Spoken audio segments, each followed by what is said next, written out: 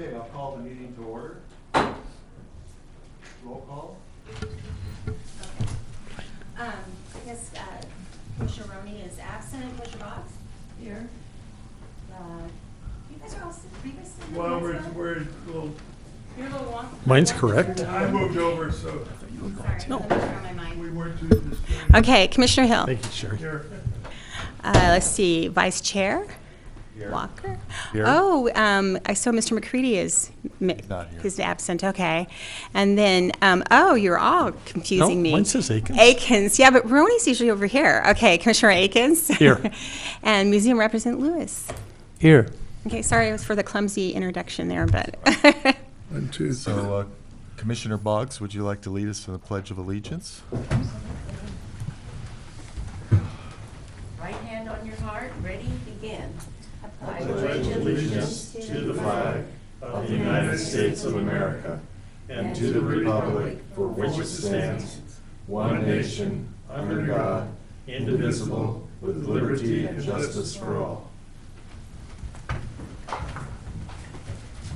Okay, first on our agenda is public communications. Members of the public wishing to address the Historic Preservation Commission on items appearing on the agenda are requested to complete a speaker's card and file it with the secretary prior to the Historic Preservation Commission meeting. Cards are available in the chamber lobby. All comments should be kept to 3 minutes unless additional time is granted by the chair.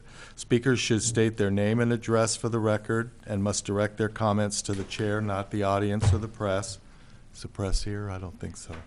While the Historic Preservation Commission is in session, members of the commission, city staff, and members of the audience are expected to maintain order and decorum and to obey the orders of the chair. So first card that I have is Susan Williamson.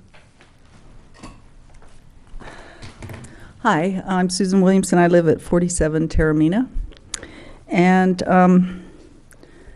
I can't stick around for the whole meeting because I just wanted to make some comments, and I just quickly looked through some of the proposed changes that you're adding or proposing to talk about for the historic districting. And I notice in here that there was a requirement for 51% agreement in a community. And you struck that out and put a majority, but you don't specify what percentage that would be. And what I didn't know that you even were considering changing that, but one of the points I wanted to speak with you about was that my experience has been currently in Taramina that pretty much the community this has created a big divide. And it's 51%. If 51% went one way or the other in favor or against, it would still leave such a large majority of people who are not in favor of it that I really think you need to increase that number. I would say 70% or something like that, 75%, because it's fairly onerous on people if they are not wanting to do that. And the other thing is that I would just like to make a suggestion that you might consider putting some kind of a requirement or something for that there not be a fairly substantial amount of land that has not been developed yet in the community. Because, for instance, in Taramina, we have 5 or 6 lots that have not been developed, and we also have a very huge piece of property right in the center of the community that's about 2.5 acres, which could be anything in the future. We don't know. I personally have done some research just to see what the cost would be just to put a very small house in right now on one of the empty lots, how much that would cost in excess to meet the certain roof pitch and the things that the people that are in favor of historic preservation want. And it's a substantial amount of money. It's about 18% increase in the cost of a house. And since we're trying to provide lower income housing, this is really, could prevent us from being able to develop the land we have. So I just think that if there's a substantial amount of land in a community that has not been developed, you might consider, and I don't know if you can do it, putting some kind of requirement that there be a limit on how much undeveloped land there is in a community before you allow it to be a historic district. So that's just a suggestion. And then Also, the question of limiting, for instance, if there's a substantial amount of undeveloped land, could there be an exemption from being historic? Because, you know, as time develops and things change and issues about water and all these various issues come up as we're facing changes in our environment, et cetera, you know, some of the kinds of things that are there now may not really be appropriate at all for new development. So that's my comment. And we are going to be discussing this later in the evening as one of our public hearings. Yeah, I'm sort of feeling under the weather and I can't stay. I wish I could. I'll watch it on the video. Thank you.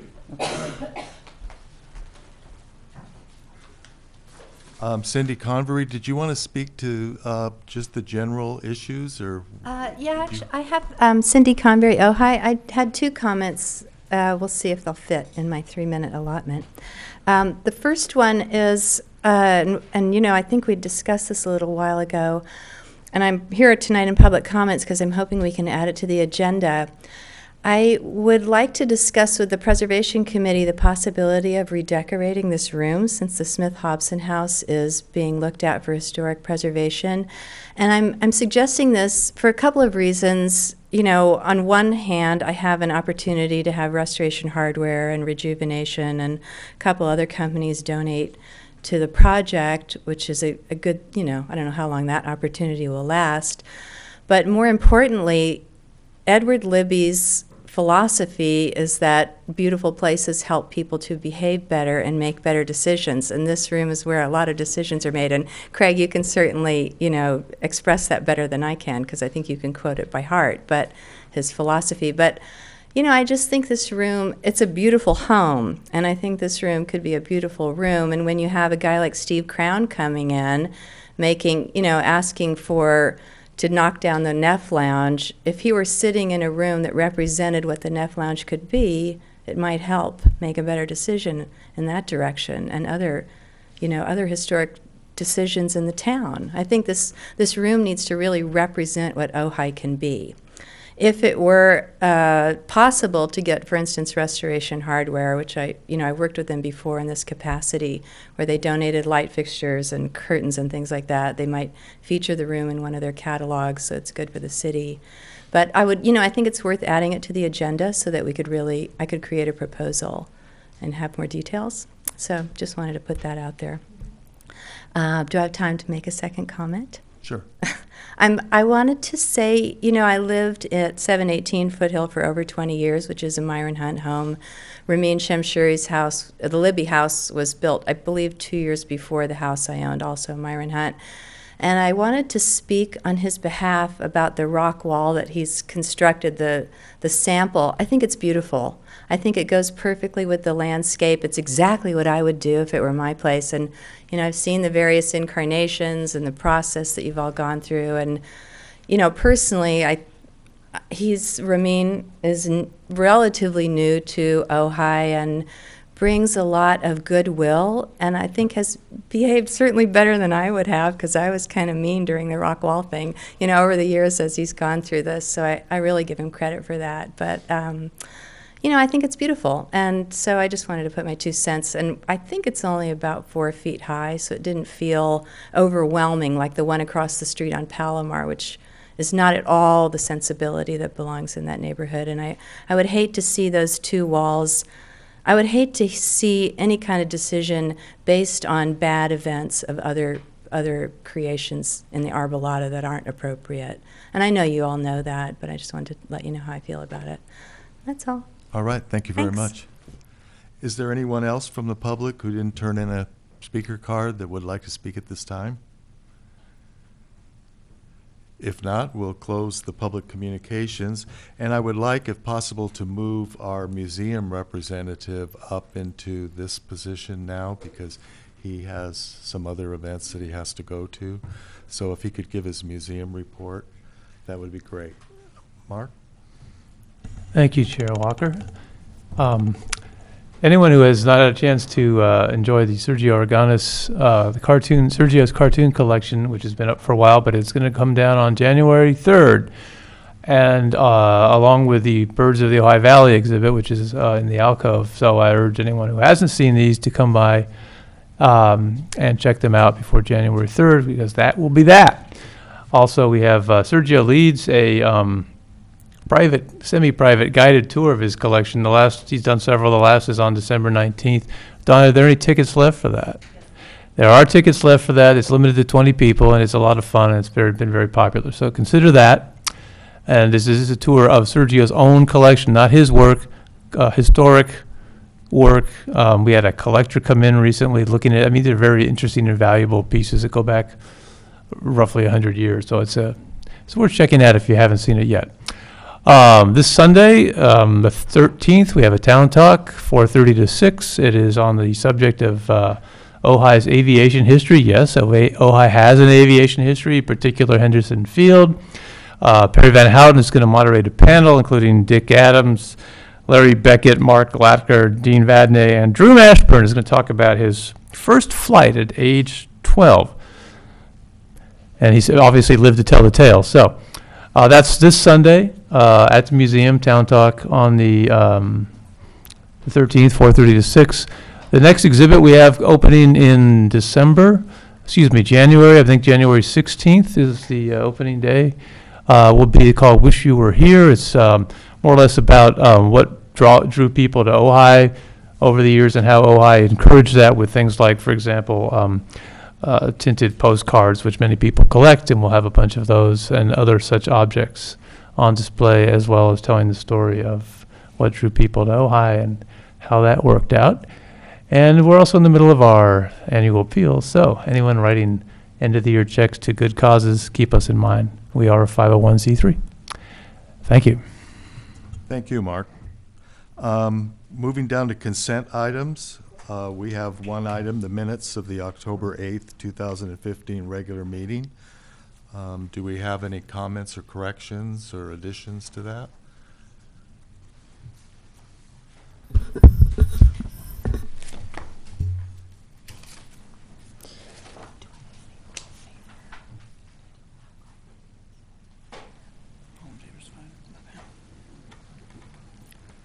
I would like to point out under the Commissioner deliberation on page 4 of 9, where it says Commissioner deliberations, and it says Vice Chair Walker would like to see, it talks about would like the language added that states 360 degree from what is landmarked or visible from the street. And I believe the question came up about whether or not the commission wanted to have the various buildings that weren't part of the landmark reviewed for appropriateness, only the ones that could be seen from the street or ones that were in the view shed of the landmark. And I think I made it clear that it was to be within 360 degrees of the landmark and not just what's visible from the street. So I would like to see that part changed, if possible, where it says from what is landmarked or visible from the street. Just say 360 degrees from what is landmarked. Because the point is that I'm sorry, I'm confused. Isn't that what it says? It says, would like the language added that states 360 degrees from what is landmarked or visible from the street. Right. Isn't that correct? No, I would like the or visible from the street. I don't think I said that. You want that deleted? Yes. Okay. And then down on the part down where you summed up the recommended changes to Exhibit 1 for PC resolution, you said add language fences and 360 degrees from public view. And I'm not sure that language public view was introduced at the meeting. The point is that it's anything 360 degrees around the building views would be what would be reviewed, not from the public view or from the street. Well, Sherry will listen to the tape again, and she will make sure that it's verbatim what's in the tape. Okay, and then Okay. I'm wondering if we would have a chance to review the final resolution that goes to the council, or the recommendation that goes to the council, so that we can kind of see if all of our recommendations were put into it. I don't believe so. Do you want to answer that question? I mean, at this point, you've had your you've done your recommendation. It's not coming back before you. It's going to City Council, scheduled for City Council first meeting in January. Right, but some of the recommendations that were listed here were not correctly written, and we want to make sure that what we recommended is So sent to Sherry council. listens to the minutes, she listens to the meeting on tape, and does these verbatim. We bring them, you know, if the recommendation isn't correct and it's not as it was on tape, she can change it. If it's the way it was actually stated during the meeting, she cannot change it. Correct, Matt?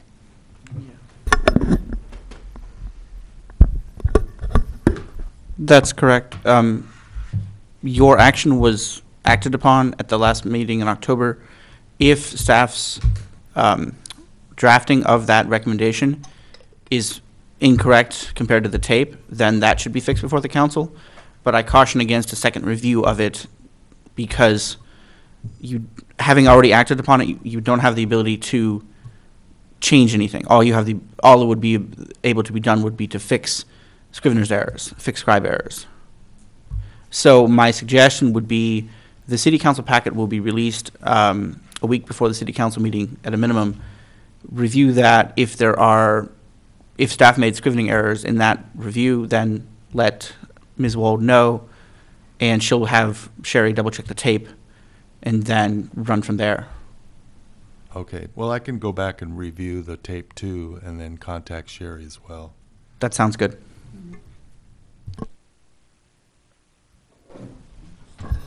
Oh, yeah, it's fine.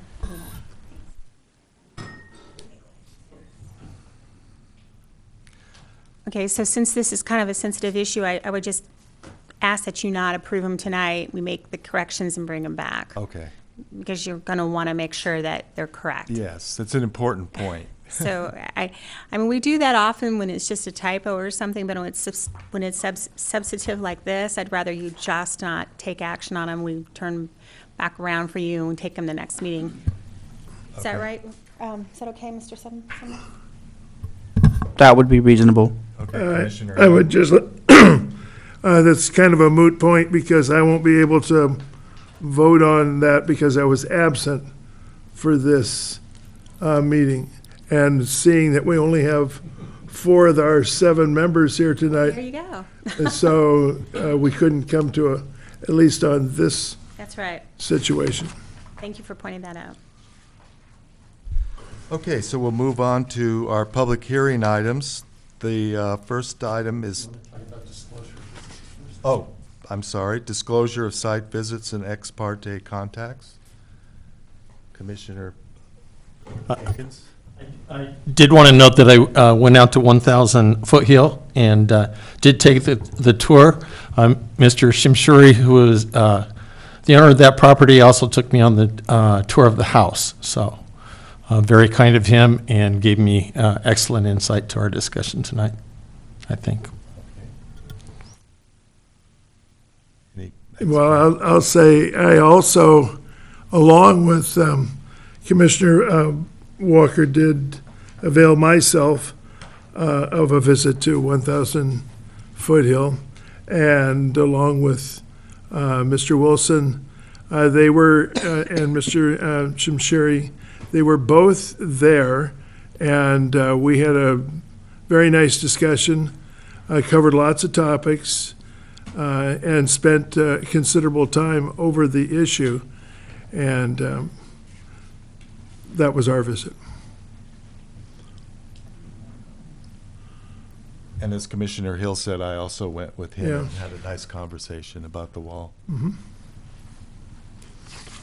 Okay, so now moving on to our public hearing item, work permit 1502. Applicant proposes to repair, restore, and increase the height of an existing stone rubble wall and install gates at the driveway at historic landmark number 4. But just as a point of information, didn't we already approve the gates at a previous meeting? Yes, I believe so. Mhm. Okay. Correct. So, staff report? So I'm going to keep this really brief, as we've looked at this many times. As you know, Mr. Shimshiri brought before you, I think it was in October, this item for consideration and discussion, invited everybody out to come and see his sample wall. And then subsequent to that, the discussions that night, there were some changes made, and he got permission from the HPC to make yet another sample wall in recumbent style. And that's what you all just indicated you went out, except for Ms. Boggs, and took a look at. So at this point in time, as Vice Chair Walker stated, everything has been approved except for actually the wall. I mean, the gates have been approved, the wall. We've all taken a look at the sample wall. The plans are in the packet for you to consider tonight. We've placed them in the packet again. And we'll just say that the minutes from the last meeting, there was some concern regarding the primrose jasmine vine and the height and the recumbent style of the wall. And I think those are the items that we need to talk about tonight. And I believe Mr. Shimshiri is here to talk with you. The way the packet has been prepared is, it is as the plans, all the resolution, everything is prepared as the plans are submitted. And if you want to make changes to those regarding height or conditions, I'm available to help you, as Mr. Summers is also, to help you navigate through that. Because we're really at this point not sure of what conditions you want placed and how satisfied you were with recumbent style. So I think we're just, I'd like to just point out in the resolution that I'm looking here for, the conditions are as follow, as it is presented for you tonight. The applicant shall apply and receive approval of a design review permit and variance from the Planning Commission and adhere to all conditions of that approval. And we know they've done that. Subject to the approval of the Community Development Director, the applicant shall retain the services of a qualified architectural historian to monitor the construction of the proposed wall. The architectural historian shall advise the applicant and contractor with respect to achieving a recumbent style of wall construction, including stone sizes as necessary. Prior to any construction activities, the applicant shall submit documentation that an architectural historian has been employed. And finally, the primrose jasmine vine located along the street frontage shall be pruned by a licensed landscape contractor. The pruning shall take approximately 1 foot to 18 inches off the height of the vine, and it also shall thin the vine. The pruning shall not be so severe as to expose the woody portions of the vine, but shall leave the vine with green growth. And those are the conditions or anything that you want to add. And I think we all realize that this project's gone on for a long time, and that's why it's a little unusual. So I'm just kind of keeping it simple. So if you want to add something or change something, that's where we are. And I think we should just let Mr. Shimshiri come up and talk about his project. Sure. Thanks. Mr. Shimshiri? Before we have him speak. Okay, I open the public hearing. Mr. Shimshiri. Good evening. Ramin Shamshiri at 1000 Foothill Road. I'm going to try and keep this brief, as I don't want to repeat too much from our previous meetings. As you know, I'm here to discuss the sample wall that we built at 1000 Foothill Road.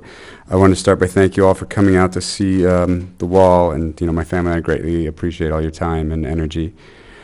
We built the wall in a more recumbent style with larger rocks, as discussed in our previous meeting, and the sample wall is set back a little bit from the existing wall. And our intention was to keep it there and have it curve back to the existing wall as it currently does, which would allow us to avoid encroaching on the public right-of-way. But we are happy to leave the wall, as we drew it originally, where it is, or leave it where it is now, or move it back to the original location we originally proposed in our drawing. So either one works for us. Just over the last 2.5 years, I've approached the city to come up with a solution that would allow us to have an enclosed property while having the least total impact to the historic nature of the buildings. We feel we've built the best version of a property enclosure to complement the historic setting.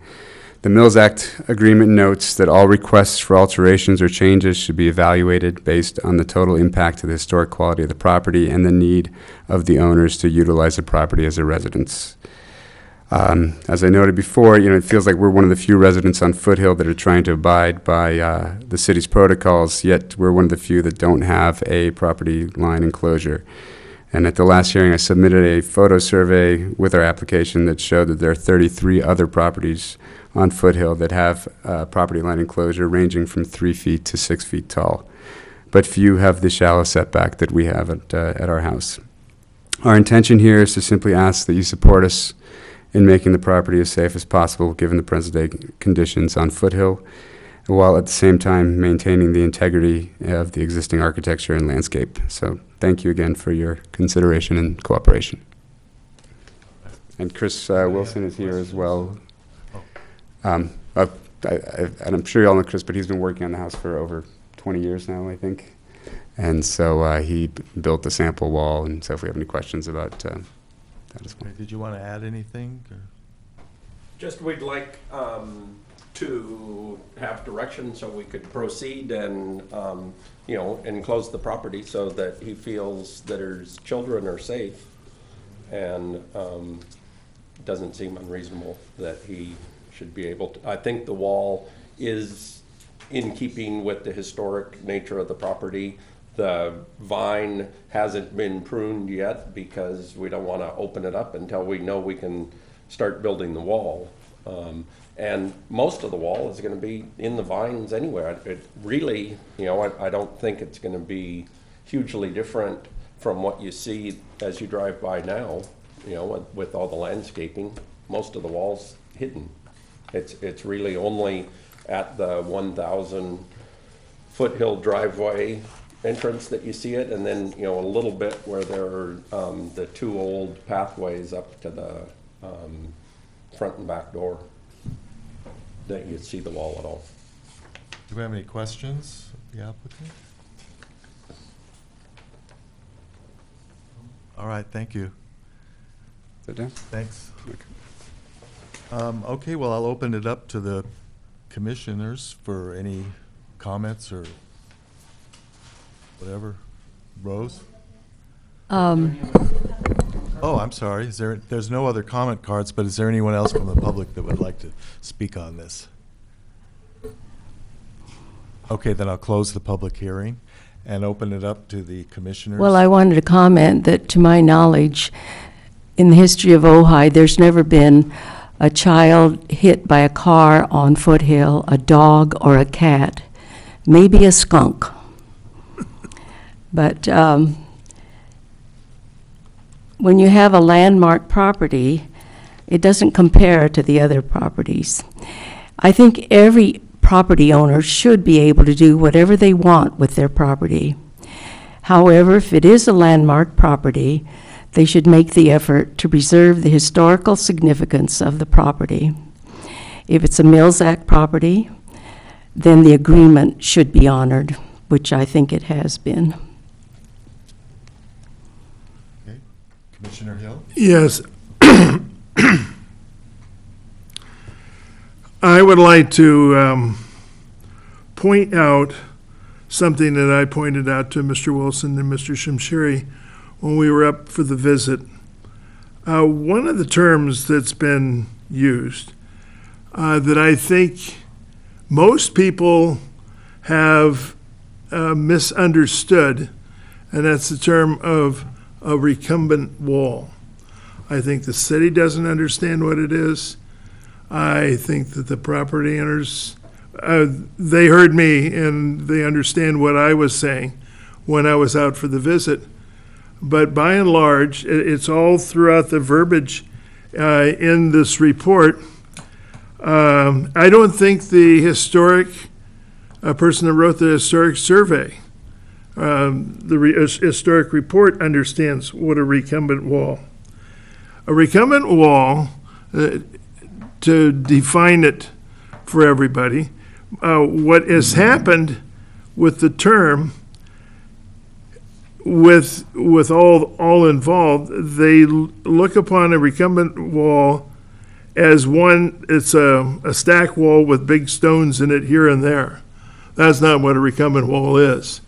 A recumbent wall is one that is anchored in the ground to begin with, and you merely, because most of the property, when they took the pictures of it in the early days, when the house was designed was a rock wall that was used to enhance the setting of the site to begin with. This was not a stack wall. This is a wall that you find boulders and you anchor your wall along that boulder line. You excavate on the slope up the hill. You excavate in back of that. You pry the rock up to the position that you want it in. So the rock hasn't moved. It's just been tilted forward. And then it's filled in the background. And then what you have with walls that use this style, you fill in with stack rocks. And so consequently, the part of where you hear about the recumbent wall is up near the little entryway that goes directly into the house from the street. You see the big boulders that have been pushed up and so on. Speaking with Mr. Wilson, he said they were able to do that in a few places on the sample wall with the use of their little skip loader like excavation machine.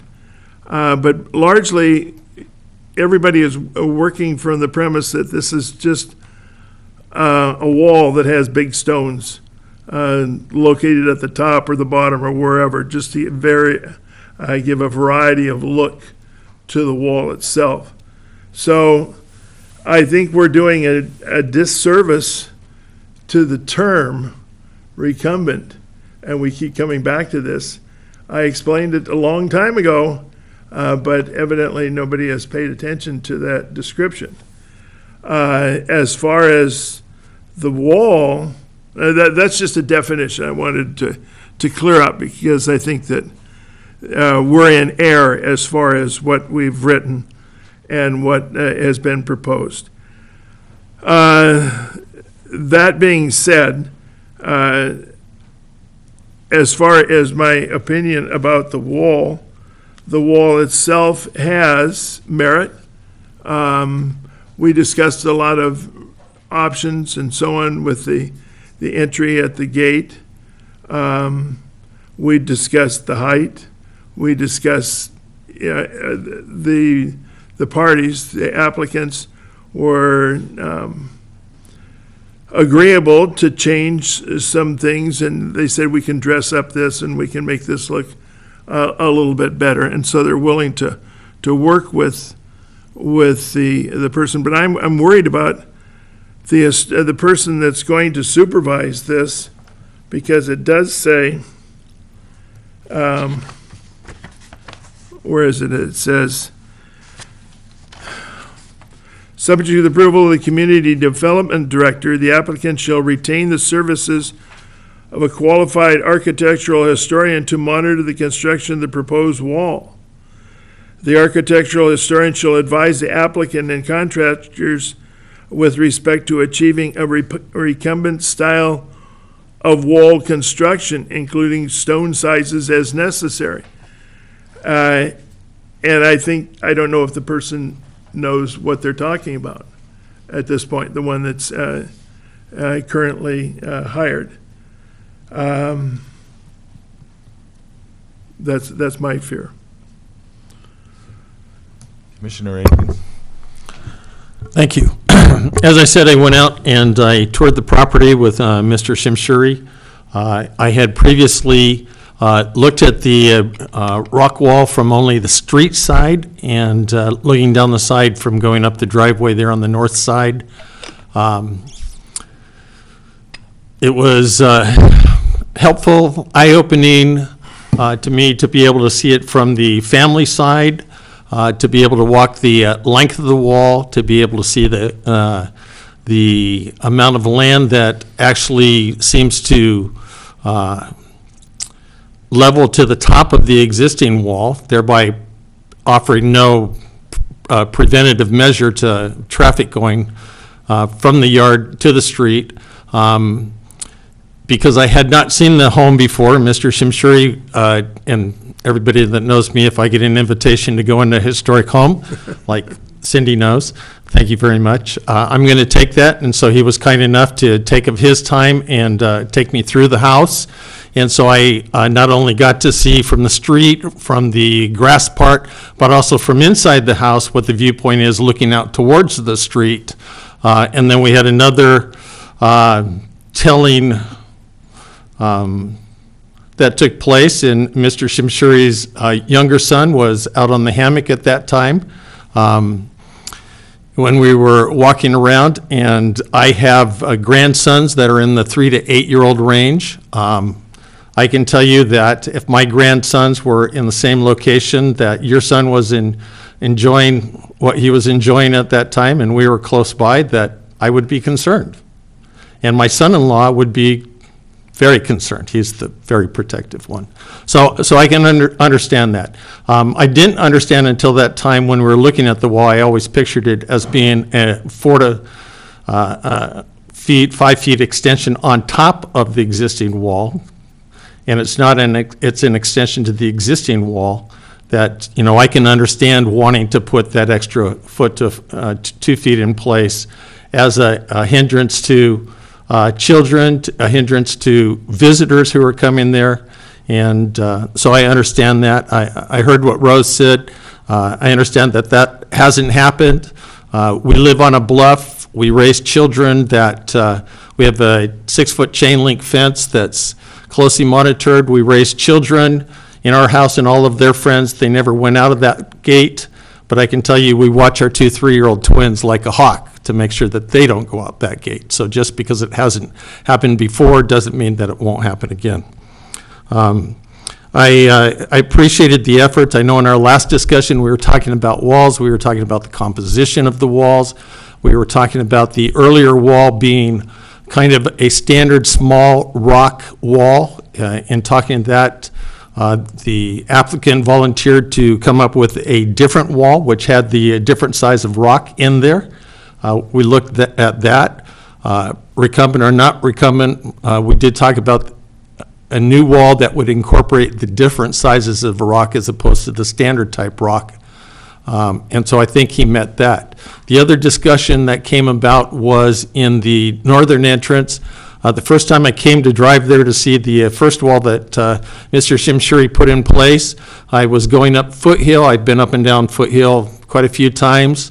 I was worried about getting rear-ended, not knowing where I was going to turn in. I actually drove all the way up, turned around, found a safe place to turn around, came back slowly to see where I would come in, went down, made another U-turn, and then looked for traffic and came in and turned in that gate at 1,000 Foothill and parked there on the side. We discussed the setback on the model wall that's there and the fact that by having the gate somewhat reset or inset from the street like the original wall is, that would give the person the opportunity to be able to pull in there and to open the gate rather than, I wouldn't want to take my car and leave my car, you know, with its back end hanging out on Foothill Road. So let's see if I covered everything. I do think that you know, in the discussion, the model wall, the second model wall that we looked at seemed to be a wall that we could look at, we could understand what it was meant to be. Having lived here in the valley, I know that our valley grows rock potatoes anytime we take anything out.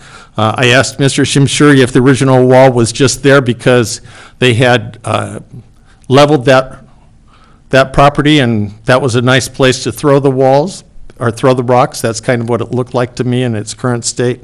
So again, the latest model seems to be a lovely model and again seems to be an addition to the property. The vine, again, we're talking about, I like in the recommendation, I think that it said that it would be trimmed in a minor basis, 1 foot to 18 inches, that it would be thinned, but not thin enough that it would allow for visibility into the property. So One of the other questions I had was before this was, Mr. Shimshuri had said that people on the road would be able to see into the pool house. I had Google Earth it like I do on properties that you can't get to. Noticed that the pool was in the back. However, once you know where the pool is and once you can sight yourself from the road, from the walk wall, you can clearly see past the house into the backyard where family entertainment takes place. Thank you. For my comments, I have a graphic that I would like to pass out, if you could share that. And if this could be entered into the record, I think it's something I can refer to make my points.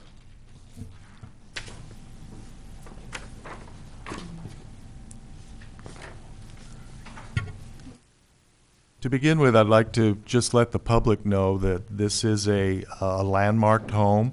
It was actually landmarked by a man named Robert Smith, who was a historic preservation commissioner at the time, and he owned that house, the Libby House, and he wanted to make it a landmark, and he actually wrote up the landmark agreement.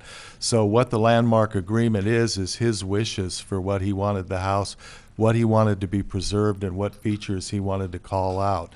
And he really saw that the landscaping in the house were designed by Hunt and Gray as one concept, that the landscaping and the wall would be part of the look of the home. And so that was important. That was important to him, that those be preserved, and that artistry be preserved. Now, what you have on the top left, and I don't know if everybody got a copy or has one they can look at, but these two walls were built at roughly the same time. We have the Libby estate, and this picture is from about 1909 or 1910. And then on the right, you have the wall that was about the same era. That's the Merrill House. That's the Merrill House. And so they're two different styles. You can really see that. On the left, you have the recumbent wall. Mr. Hunt and Gray wanted that wall to reflect the area, the arbolata. They wanted it to reflect the landscape and its setting within the foothills of Ojai. So they wanted it to look almost like it sprang naturally from the environment. And they built it this way as a landscaping feature as much as a wall to keep people out. On the right, you see a whole different kind of wall, which is a more formal wall, more of a stacked rock wall. Now, down below is the wall that Mr. Shamshiri is proposing to build, to raise it up to 4 to 5 feet, perhaps higher in places, but it has more of a stacked wall look. This was a picture from the packet. And what I like on the treatment on the right is these people who wanted to get more protection from their wall. And I've thought about this a lot because like Brian, I understand Mr. Shamshiri's point about wanting to have the safety of his children and his dogs to be paramount. And he's going to be able to build the gates that he wanted. But how could we preserve the wall, keep it so that a future owner might be able to have that wall the way it was designed by these two incredible architects? And so in the meantime, there was built an iron fence behind it, which you can barely see in the picture. You see right through it, and it preserves the wall rock for rock. It looks exactly the same, but you have that protection offered there.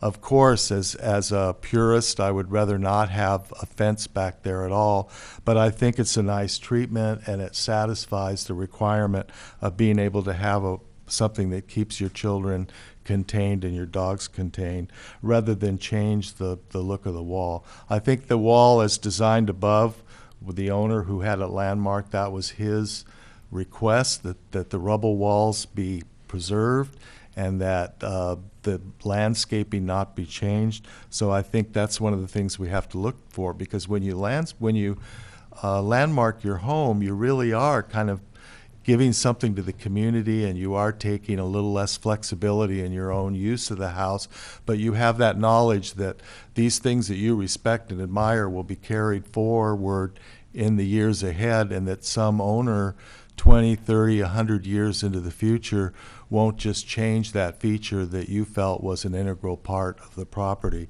So I also went back and read the historian's report, and he said that what Mr. Shamshiri was proposing was not to remove any of the rocks from the original wall, just to stack a few on top of it, so that some future owner would be able to remove those rocks and have the original wall there.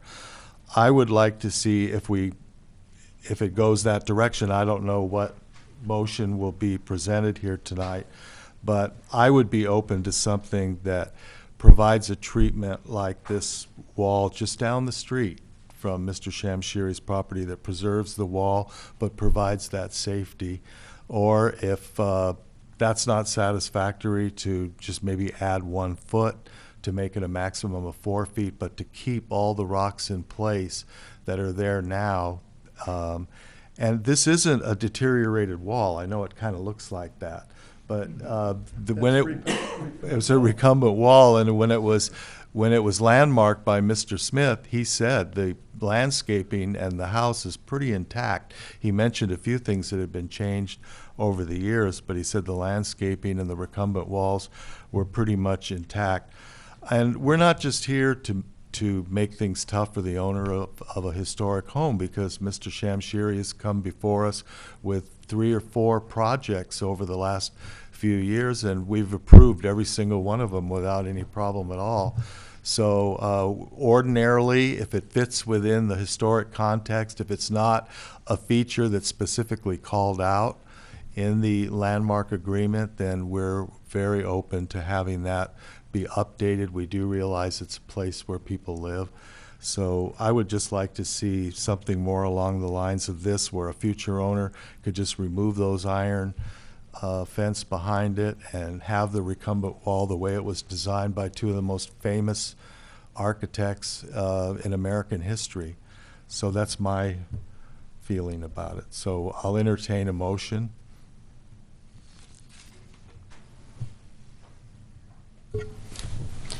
Can we ask a question of the owner, the applicant, before we make a motion? Sure. Can I make another comment? Yeah, Sure. And Please. in regards to what you'd mentioned about the iron fence, I mean, I think it was 6 months ago I was here and I brought a sample, of this fence, which was another option, which was like a mix of wood and copper. And we discussed the iron fence a number of times, and I went back to the place of, there's no iron anywhere on the property, so to introduce that element seemed to be something that, you're bringing something to the property that doesn't exist, so it just seemed to go against the historic nature of the property.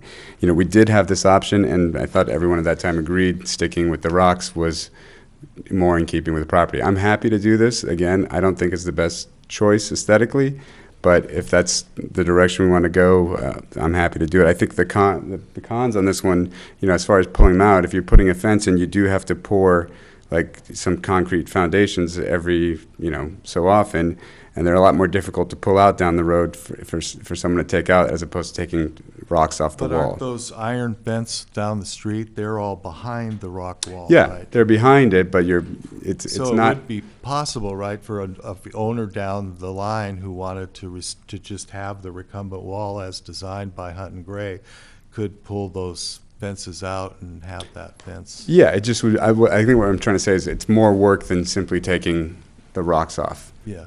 It's a harder. Correct me if I'm wrong, Chris. No, I think you got a point. So, but again, I mean, I presented it, and I think what I presented before I brought that sample in, it was, actually wood, because there was no iron there, with spacing between it, and having this copper run through it, and you can bend the fence to run along the wall.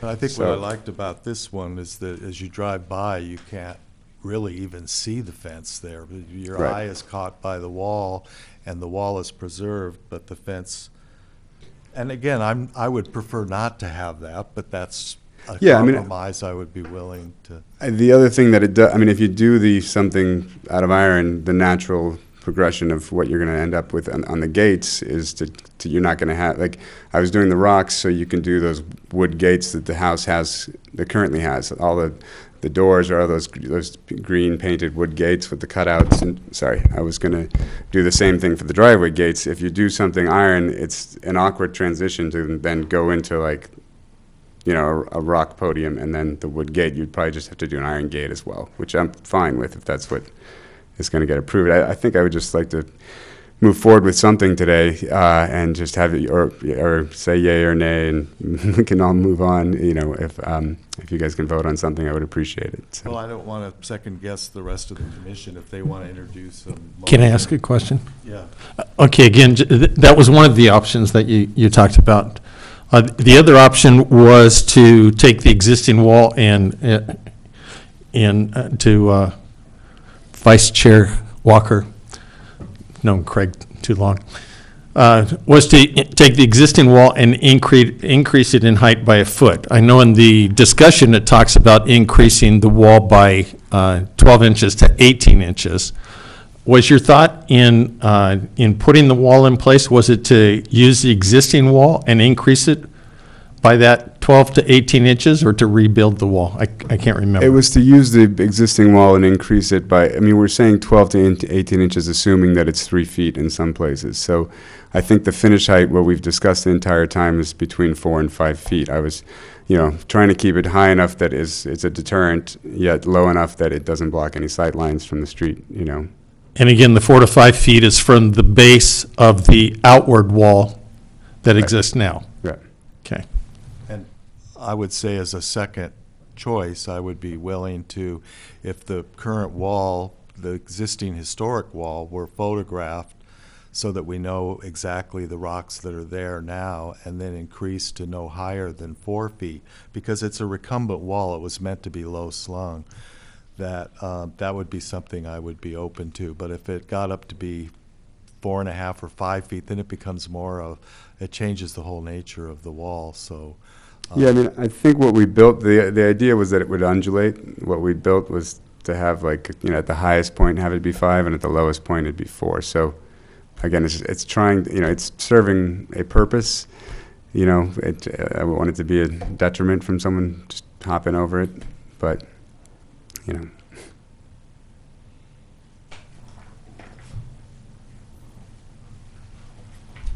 Any other questions for me? yes. Yeah, I had, and this was in reference to Commissioner Akins and talking about the gateway into it. And the idea of the gateway would be, the new gateway would be set back farther than the present gateway. And one of the things that I would suggest is that gate, I totally agree that it has to be done. You can't have cars with their back end sitting out on Foothill Road. So if the pillars of that gate were relocated back farther, one of the things I would like to see is that those pillars are perhaps one of the really nice features in the entire wall that currently exist. The positioning of the rocks, I would like to see those photographed, and when you relocate those pillars, that those pillars be copied exactly, numbered, or whatever you do. I think that would be a really good idea. Yeah, I mean, I think our intention was to actually keep the original pillars where they are, and then if we stayed on the existing line of the existing wall, that we would then set new pillars further back, so it would be almost like a U, and then that's okay too. And then we're trying to find, you know, the largest rocks that we can find as the pillars would go there. I think, you know, again, there's just a time, cost, energy to moving those size rocks, and we just didn't want to get into it without having an approval. But I think the existing pillars would stay, and then it would just tunnel back, I guess you could say. But you know. As far as listening to Commissioner Akins and Walker, I would, I suppose my position is that I would like to, I have no problems with the wall, the original wall, and being increased in size. I like Commissioner Walker's preference as far as it being at the 4-foot level rather than the 5-foot level. And I've said that since the very beginning. And I could live with that, and the relocation of the,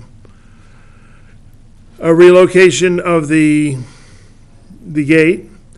As far as putting, taking the sample wall and making that the new wall, is so high up on the property that it's lost its, a recumbent wall really is kind of a holding wall, a retaining wall, so to speak. And you then have a very high fortification type wall. And I would like to see it down at the original position. Commissioner Boggs? I like the idea of putting in the wrought iron fence behind the rock wall. Obviously, what's going to be added, we're not doing pure recumbent. We can't seem to get the look of that. But I think that's a wonderful idea that you came up with, to have the wrought iron fence behind it. And look at the wall, the rocks there, how nice they look. Yeah, but the sample you have, I don't think is a recumbent wall. No, it isn't. No, it's not. Fence behind it. It's pretty much it's a concrete wall with rocks in it. Well, those walls, there's only one picture that shows the recumbent wall, and that's the one on the upper left. Yeah. I mean, I guess I just look at these photos, and I appreciate you guys putting them through. And, you know, if we're looking at the one in the upper left, to me, what's closest to that is the one in the lower left. And that's the least, most historically accurate, I guess, you know, and I appreciate all these photos. And again, I mean, I want to point out, when we look at this photo of the house in 1908, I mean, that's a dirt road in front of the house. It's, you know, the Model T Ford just came off the production line in 1908. So it's not the condition. I mean, I just have to remember we're not in those conditions anymore. I wasn't trying to imply that the one on the upper right and lower right was a recumbent wall at all. It's No, I get different it. kind of wall. They're two different walls that were built at about the same time, but they were meant to convey a whole different feeling. And the one on the right was preserved intact by adding the wrought iron to it, so that we still have the original historic wall. And I'm just presenting that as my thought, that if we could do the same thing here, we would have the original intent of that wall designed by these architects, but you would have your problem solved. Can I ask one more question? We're talking about an undulating wall, 4 to 5 feet. Yes. Is the undulation at the top of the wall or at the base of the wall? Because as we've said, at the top. At the Okay. top. The idea was to have it feel like it's rolling with the landscape. Like it's less like the other one that Yeah, has so the it's not- wrought iron gate that's, Yeah, so it just looks doesn't like have it's, a perfect top. yeah, someone put a level on it. Okay. And it sounds So- like it's a point of clarification. The intention is that the undulations would be at the low point 4 feet, at the high point 5 feet. Is your That's what we proposal? proposed, Yes. yes. And then, of course, the commission could modify from there. Yeah. I mean, your proposal to have it all at 4 feet, I think at that point I wouldn't go below 4 feet, because it just defeats the Right. I'm not purpose. So then it would suggesting just, that. I wouldn't undulate then. It would just be a flat top, you know. Does somebody want to make a, I'll make a motion. yes? Okay, I would like to move that we allow Mr.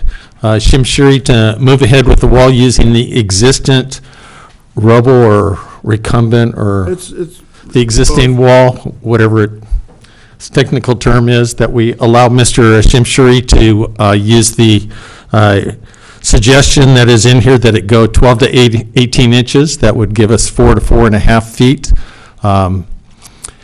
And provide for some undulation, not to be measured by microscopic. I would propose that we allow him to take the entrance on the 1,000 foothill entrance, to set that back to allow for a vehicle to be able to come in, to open the gate, and then proceed further.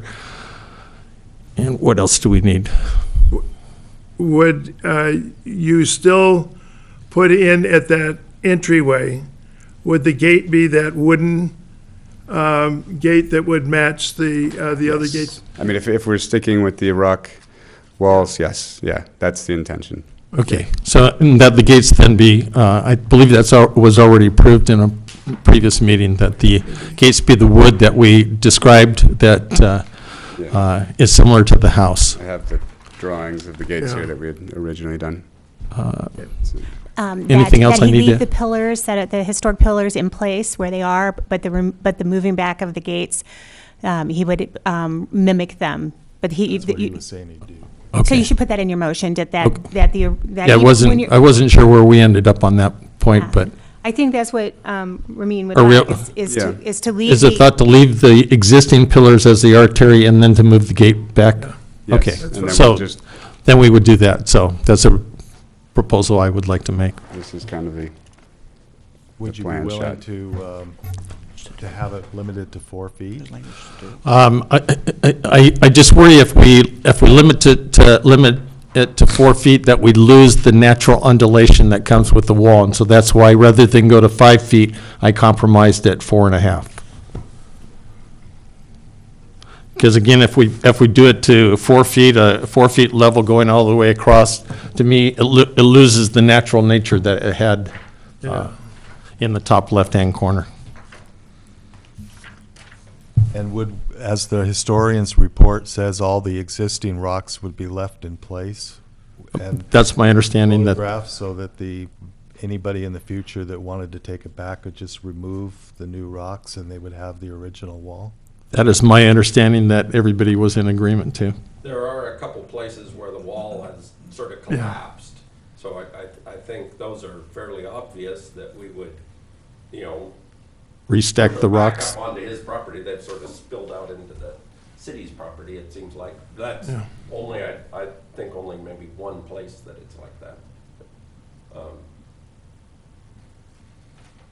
Okay. Okay? I'll second that motion, if you're looking for a second. Any discussion? Before you begin your discussion, I wanted to let you all know that I have drafted some language to be added as 3 new conditions to accomplish the motion. I'd be happy to read that language and before you begin your discussions, and of course, let me know if I've captured it incorrectly. The proposed language would be added, condition number 4, the wall shall be no higher than 4.5 feet and shall be undulated between 4 and 4.5 feet in height. Condition number 5, the driveway shall be the wooden gates the driveway gates shall be the wooden gates previously approved, and the gate itself may be moved back from the existing rock pillars. Condition number 6, before initiating construction, all existing rocks in the wall shall be photographed and the photographic records given to the Community Development Department. That's a good idea. Thank you. So those would be available for future owners. And I had a question about the trimming of the vines. With you said 1 foot to 18 inches. How high would that leave the vines? I don't know, I think you need to ask Mr. Shimshiri. Okay. frankly, I'm not sure how high. I mean, I spoke with our landscape person, and that's what he suggested, but I mean, I imagine it'll bring him down to about like 6 feet, I think, but in some areas it's really undulate high, even like more on than the the rock. south side of the property, it's a hill, and it's like too much shrub in there to go in and figure out what the height is, but, I think the idea is to get in there, you top them off, clean them up, thin them out, and see what it looks like. I mean, it's a mess right now, so until we get in there, it's hard to say. Okay, thank you. Any other comments or? You ready for? Yes. Oh, okay. Commissioner Boggs? No. Commissioner Hill? Yes. Vice Chair Walker? Yes. Commissioner Akins? Yes. Okay, so motion passes 4-1. Correct, Matt? Thank I you. mean, 3-1. 3 to Sorry, 1. I can't count tonight. Sorry. Thank you very much. Okay, moving along to our next item is item 3, consideration of proposed amendments to the Ojai Municipal Code, Title 4, Section 8, Cultural and Historic Preservation, and report of the Ad hoc Historic Preservation Committee's consideration of these amendments. So I will turn it over for a staff report. So I was just going to, I just wanted to bring one item up. So this is going to be a long item, and I know that we added on one at the, sort of the last minute discussion item, which was for the changes to 700 San Antonio, and I see them in the audience here, and I know they're doing this as a courtesy for the commission to tell you what's going on with. Oh, yes, And I by was all just means. wondered if we could move that forward, because Let's move that up. I think that we Right like to now? accommodate people that are here helping I out the agree. commission. So Okay, so we're on item, what? we're on item 5, and this was just, I just will give you a brief overview. Was I got a phone call. 700 San Antonio has a couple of issues within the community development department right now that they're working on, and this is, as you know, I think it's called the Fairburn Estate. And the architect, Mr. Whitman, contacted me and asked for me to put this on the agenda so that he could give you a presentation on what they intend to do, so he get some feedback from you. And so we accommodated him kind of at the last minute, and because we want to encourage people to come talk to you about what they're doing with their estate. So that's really, I mean, it's in your packet, but I think they'll probably present the package a little bit better than I can. And I noticed you said in here that there was being a historic resources report being written on it? I believe so, yes. But we don't have that yet. No, because I think that this is kind of unfolded like it does lots of times with historic or, properties on the sites of merits. They get in our department, all of a sudden, oh, you're on the sites of merits. And so I think it's kind of evolved is the reason it's not. But they wanted to get to you sooner than later, didn't want to wait till the January meeting because the property owner wants to move forward, so we wanted to get your feedback early on in the process. Okay. Okay?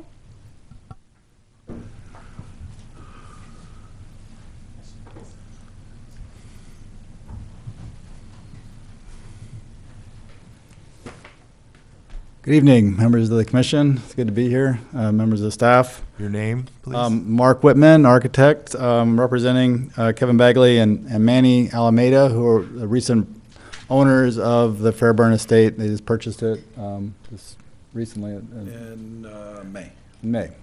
This is Kevin Bagley. He's here to assist me in the presentation and add to or answer questions as well. Like Kathy said, we've applied for a planning director's exemption for a detached garage that's about 45 feet away from the main residence, and a second-story window that is subjected to the planning department's review. And then, since then we've learned that it is it is a site of merit, I think you call it. And we have, started the process of getting a phase 1 historic report from a historian, and so that's in process. But we thought in the meantime we have a design that we have in mind, and we'd like to present that to you and get your feedback on that, so we can kind of get a head start and maybe taking care of some things that we might need to take care of. And so when we come back with the report, it might be a design that you would feel good about, and we can get it approved.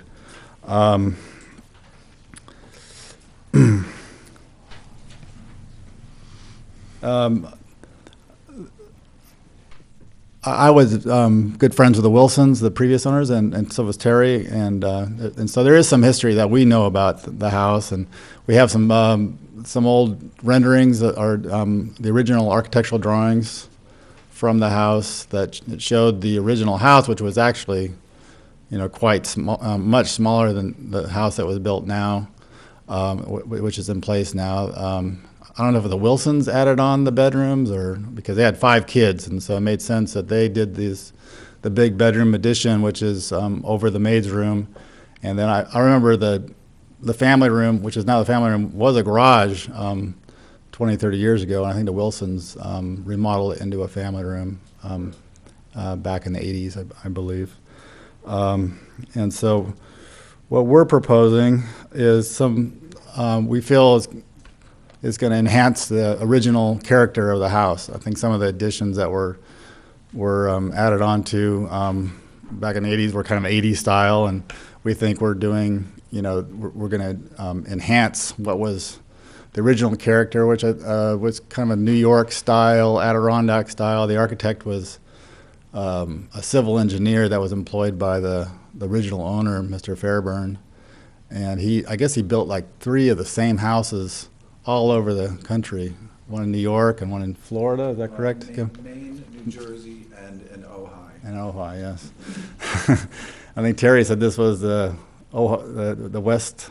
Well, what happened is that Mr. Fairburn, he decided to come out west, and he was trying to get his wife to come along.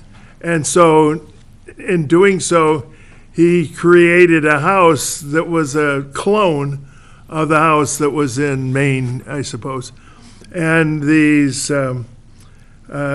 northeast type of, you called it an Adirondack type of house. That's probably, it's a New England craftsman style house. But she wouldn't come. And so he kept adding things to it. And this is a remarkable place. Mr. Fairburn was the owner of the Diamond Match Company, and that the thing that he did, and you see it all the way through this house, is that all the wood for the construction of this house was imported by rail to Ojai to build. It was all choice pieces of wood that were used, and he was very proud of that. And so wood is the name of the game as far as a man that owned the Diamond Match Company. Right. So anyway, it's a grand old house and one of the really, truly neat estates in Ojai. And congratulations on buying that house. You bought a treasure. Thank you.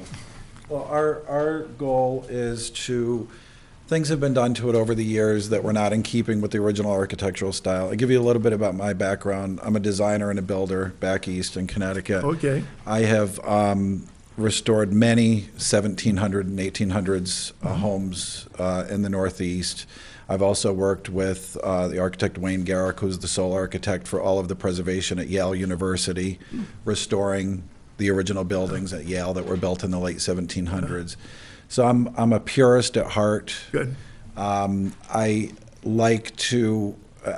I was quoted in a magazine a couple of years ago as saying, "I let a house talk to me and tell me about itself and where it was." I love investigating houses. Just walking in and trying to pick out the original elements of a house, and then I bring that back.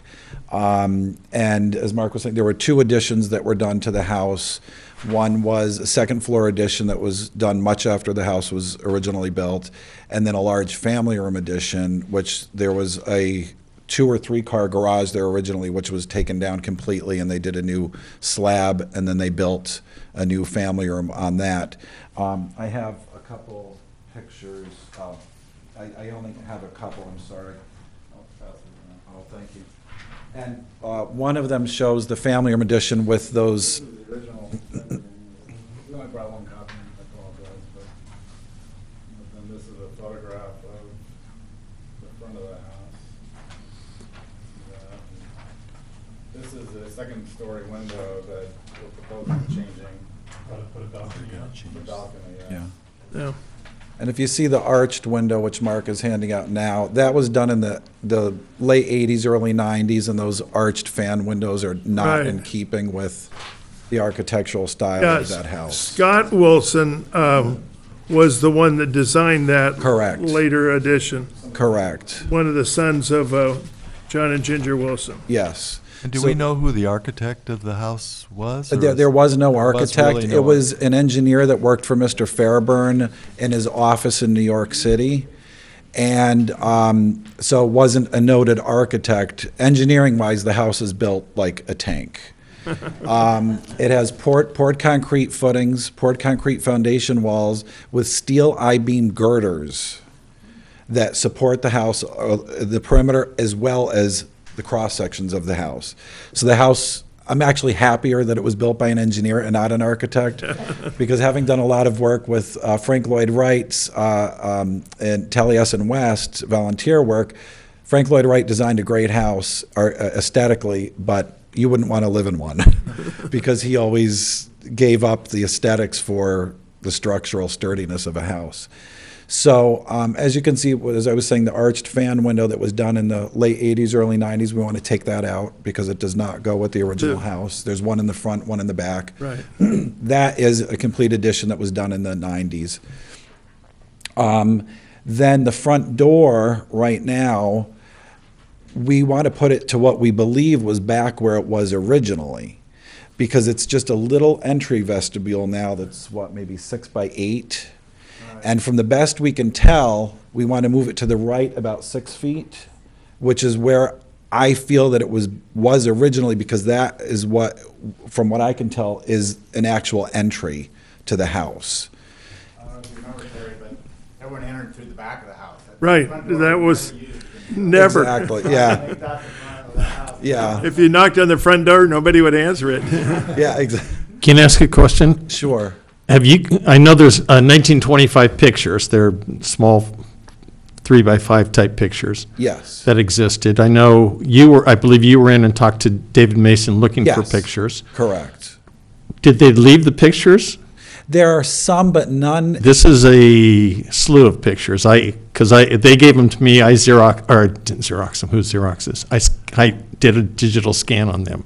Okay. So I'm wondering if you have those, because those were taken of the house both from distance Correct. as well as close up. The Wilsons gave us 2 books, but they're more of. Yeah, these weren't the books, so these were Okay. small, like I said, 3x5 Oh, photos. No, I wish I had those. Again, from actually. 1925, so I can Okay. put those on thumb driving and get those to you, Mark. I would enjoy that. Thank you very much. You should, those are great pictures. A professional photographer took those, and they show the house in its very earliest days. Which was the original stage, Yeah, correct. and it shows also the road going in from Ojai Avenue as you look down San Antonio. I would like to see those. They're Thank neat. you. Actually quality pictures. called Grade Road. Grade at Road. that time. Oh, was it? Grade Road at the Yeah, time. I would It's- enjoy those. Somebody wrote it on the back of the picture. So, yeah, so I will put those on memory stick and I'll get them to you, Mark. Thank you very much.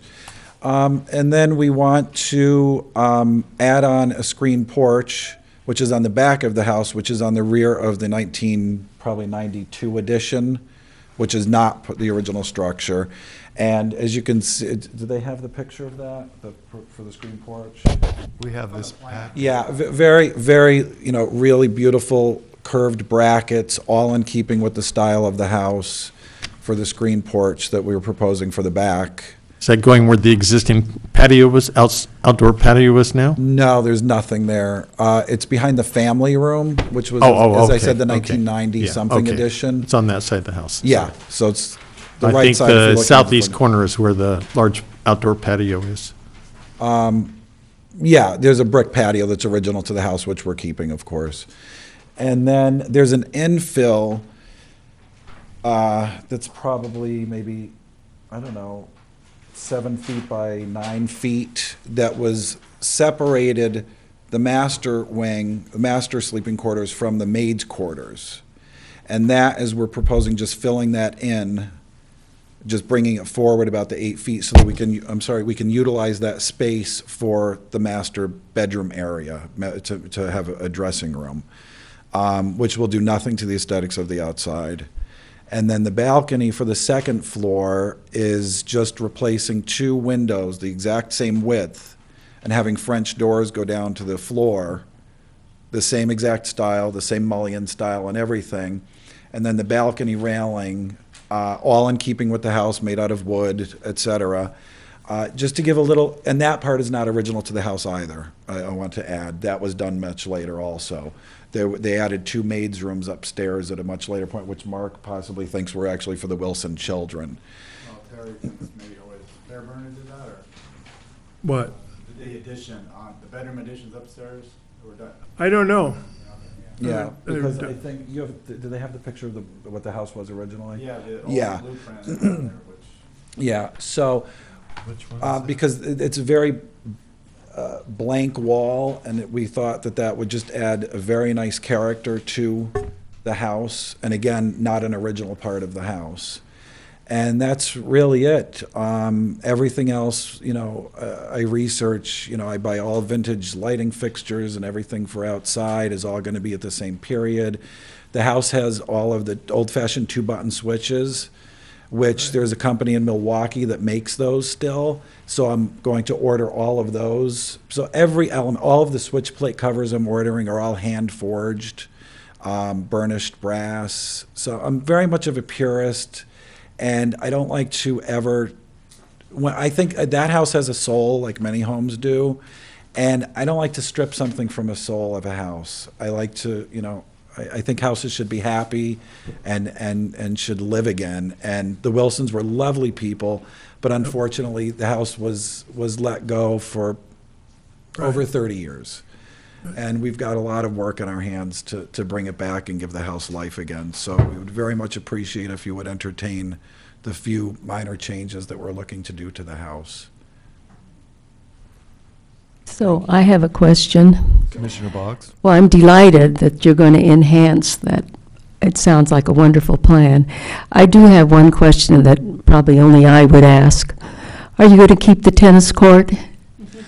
No, the tennis court was crumbling, and it was an old clay court, and the 12-foot high chain link fence in the middle of that property. It looks terrible. It looks terrible, and it came down very easily, that chain link fencing. Those were originally gardens. We do have pictures of that. Those were all, where the tennis court was, were all gardens that Mr. Fairburn had put in. Yeah. So we want to try to mimic what Yeah. he had done with those gardens in the back, with a lot of succulents and things like that. So, no, the tennis court, no. Well, Rose probably taught more kids in Ojai to play tennis than anyone else. I think. I'm sorry. Well, and also taught on the Wilson court. Thank you. I would like to ask a couple of questions. What about all this this house? It was just the portion of the house, which is part of this fabulous estate, and there were all sorts of unique buildings that go down the road towards the guest house. What is going to be the disposition of all? They're still there. Yeah. Yep. There was the original. I think his office or a caretaker's office, Yeah. that is still there. The horse stable is still there. Yeah. Then the next one was open on 3 sides, and it just had a little sort of lean-to roof on it. That is not there anymore. That was a literally a rat-infested Right. structure. So that is gone. And that was just probably, I don't They know. had a squash court in one of the buildings. That is still there, correct. And of course, one of the big features of that place, and I understand this is not part of your property now, was the ball diamond. That, the Wilsons kept that, yes. Yeah, and that's got the little racetrack around the outside where they Yes. brought in horses to race there. Yeah, they kept that. They kept 14 acres, which was not the original property. Yeah. We have maintained what they had, Mr. Fairburn bought that property adjoining, over the years, but we still have the original property. And Does it, yeah, they kept that. Okay, and down at the bottom of the hill, by the Mormon church, there's a little house in there at the start of there's the creek that goes through there and Yes. it goes up the grade. That house was the offices of. Correct. That, I don't know who owns that now. Yeah. That was sold But it off. was a magnificent. Yeah, Yeah. oh, it has been, I know Oh, yeah. that. Yeah, that, But, I think the woman who's in it now has been in it a good 30 years. It's just the vastness of the project is Yeah. amazing. Now, my other questions, you talked about the soul of this house. Let me talk about the skin of this house. What about the roof and what about the siding? Well, the roof the Wilsons had put on, I was told about 4 or 5 years ago. He did the architectural asphalt, so it actually has a nice color and a nice look to it. And since it's only 4 or 5 years old, I'm going to leave it. The exterior of the house, the shingles we're leaving. I'm just going to do, there are a lot of stain, it hadn't been treated for many years, so there are some that are curled, some that are cracked. Those are going to be replaced with the exact same shingles, any that are cracked or curled and everything. Then I'm doing what's called, Benjamin Moore makes a product, it's called a bleaching oil for cedar siding. So you remove any of the staining and all of that, then we're going to apply a semi-transparent stain to that house, which is actually going to be sort of like a taupey gray, which was the color that it was when the house was built before it got that really dark brown from not being treated over the years. Yeah. So we're going to put moisture back into it, which in this tinder area is I'm anxious to do because it's very, the siding's very dry. My last question is, what about the interior of the house? The interior of the house, let's see, which has been changed. The only rooms that I can tell are original are the living room, the dining room, part of the kitchen, and the master bedroom, and the 3 bedrooms original to the house upstairs. Those are all remaining as they are. So the wood will still be... Oh, the wood's going to be there. Oh, yes, the wood's going to be there. I'm doing a process to it, which I did actually, Greta Garble's old apartment in New York City years ago. The color, it's a beautiful, almost like an ashen tulip wood color.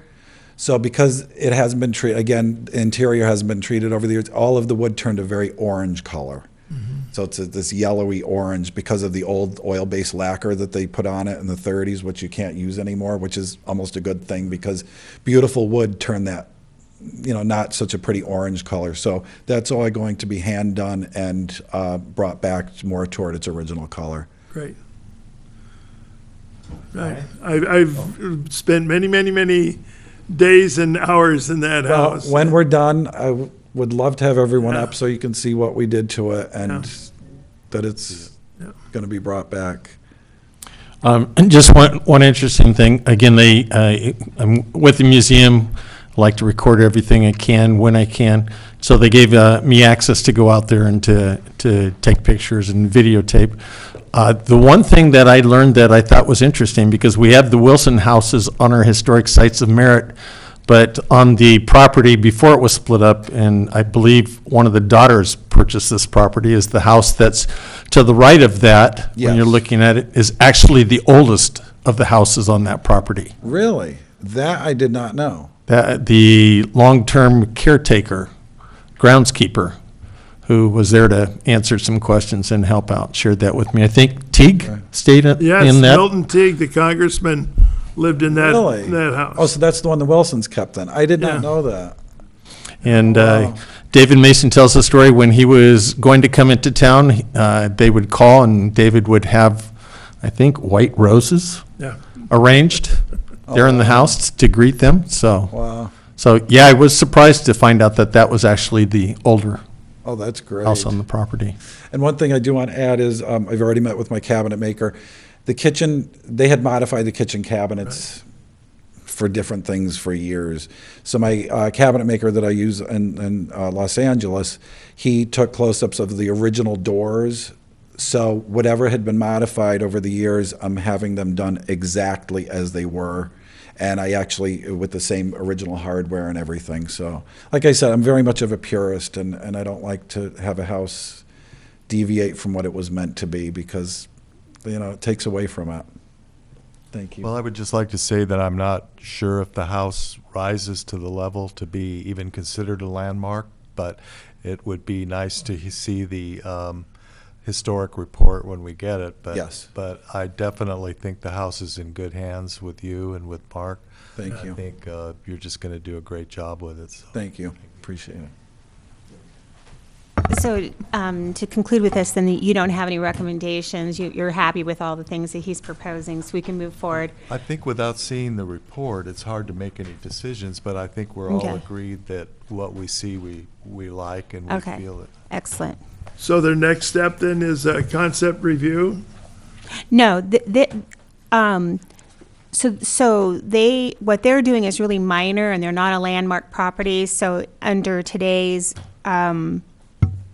ordinance for historic preservation, they're not required to come before you for a work permit. This was like a courtesy. They came before you. That's why they're wanting your input they're wanting your input at this point in time. So it's more an informal and, informative, your opinion to them, but not necessarily regulatory.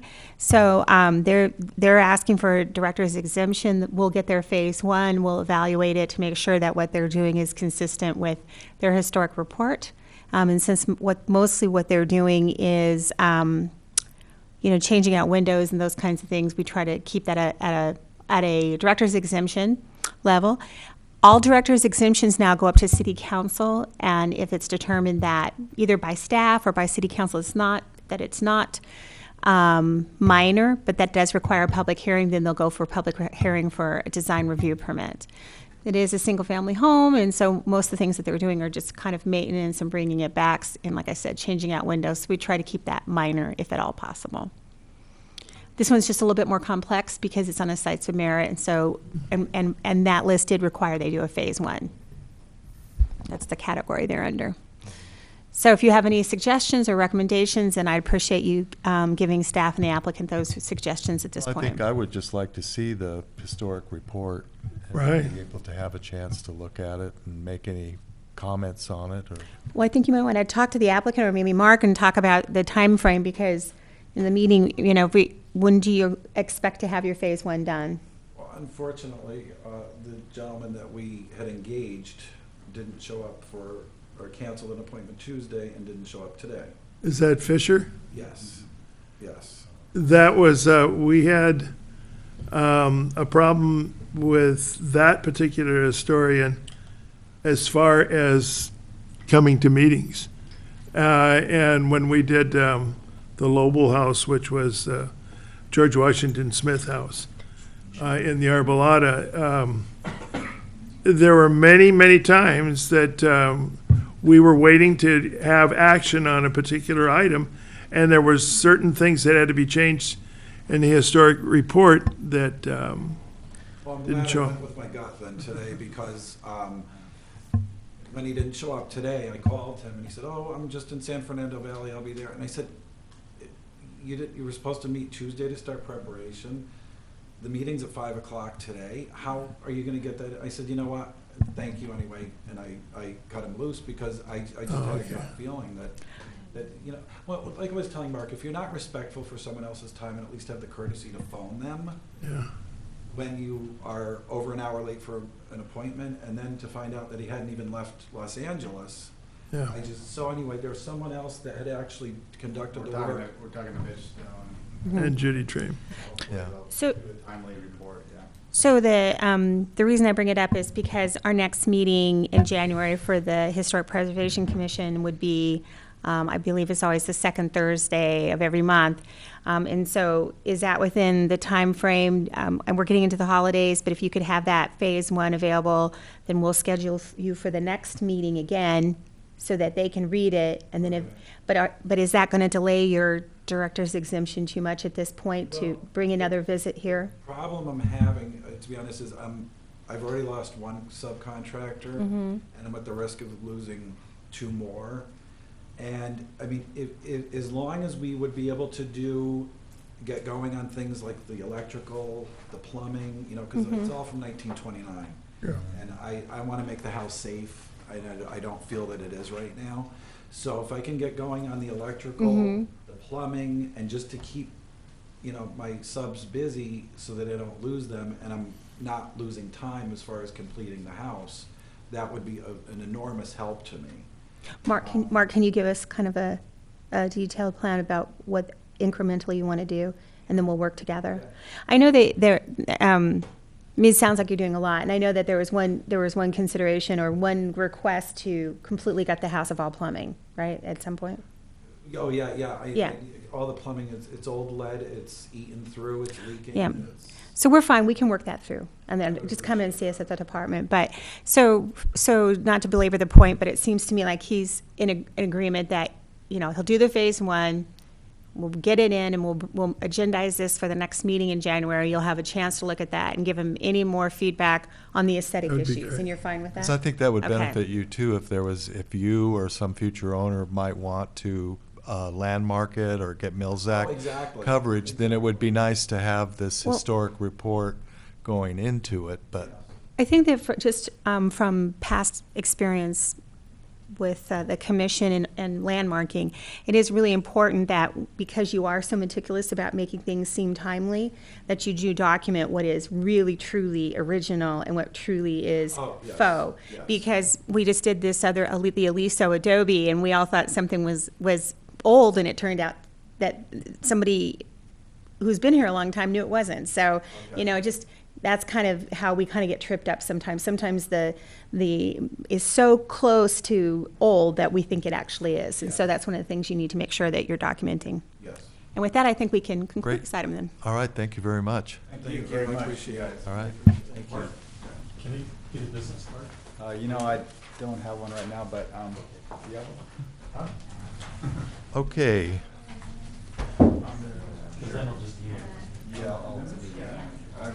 Our next item is Nice. public hearing, item number 3. Or no, just item number 3, which is consideration of proposed amendments to the Ojai Municipal Code. So Kathleen, we'll open it to you. Well, thank you very much. And I am going to turn this over to Matt because he's got a presentation on, he's been working on this. Basically, I think he did most of the staff report, so I'm just going to defer to Matt. All right, thank you, Ms. Wold. And you'll have reviewed the staff report, and I'll give a kind of a brief overview of it.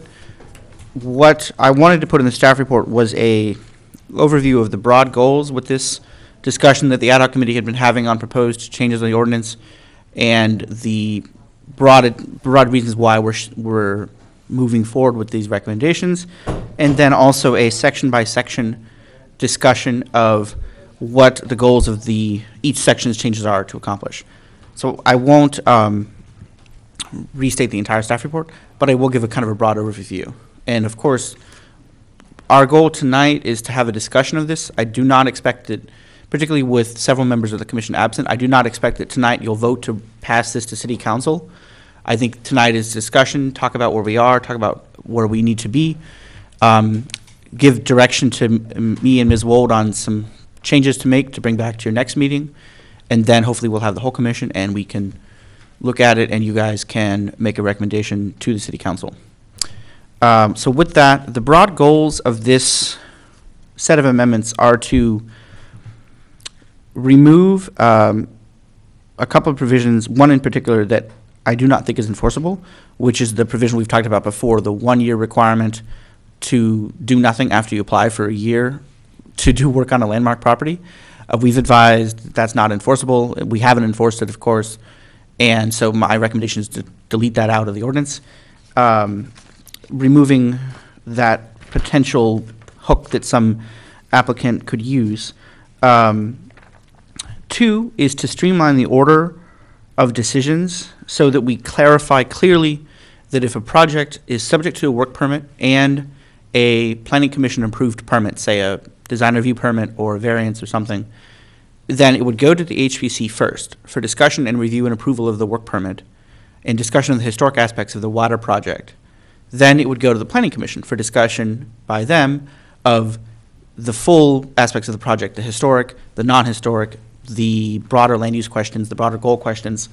Then the PC could act, and then it would go, either be approved or, if, depending on the project, go up to council. It would avoid the round robin that I understand has happened in some cases, where a project will bounce back and forth between the HPC and the planning commission, and that doesn't help anybody. It doesn't help the city, doesn't help either the commissions, the council, the poor applicants, and it creates a more defensible situation for the city, because as long as the decision is reasonable and based on substantial evidence, I can defend it. But if there is no decision and instead there's a series of bouncing back and forth, that becomes harder to defend against a challenge that the city is failing to act on applications. The next goal is to strengthen historic resources reports. You'll have noticed that there's a very extensive discussion of what has to be in a historic resources report. to be sufficient to qualify, both when applied for landmarking, a Mills Act contract, if an application comes in for work on a site of merit, or if an application comes in for a work permit. And the goal is to ensure that anytime something is being done, a strong historic resource report is created and available for evaluation and available for review in the future. It'll create a record. And in particular, in the context of creating a new landmark, the goal is to have a really strong historic resources report available at the time the landmark is created. So when we're looking at a project 10, 20, 30, 40, 50 years down the road, we'll understand in great detail what was landmarked and what the historic aspects of the property were and what the character-defining elements of the property were when it was landmarked.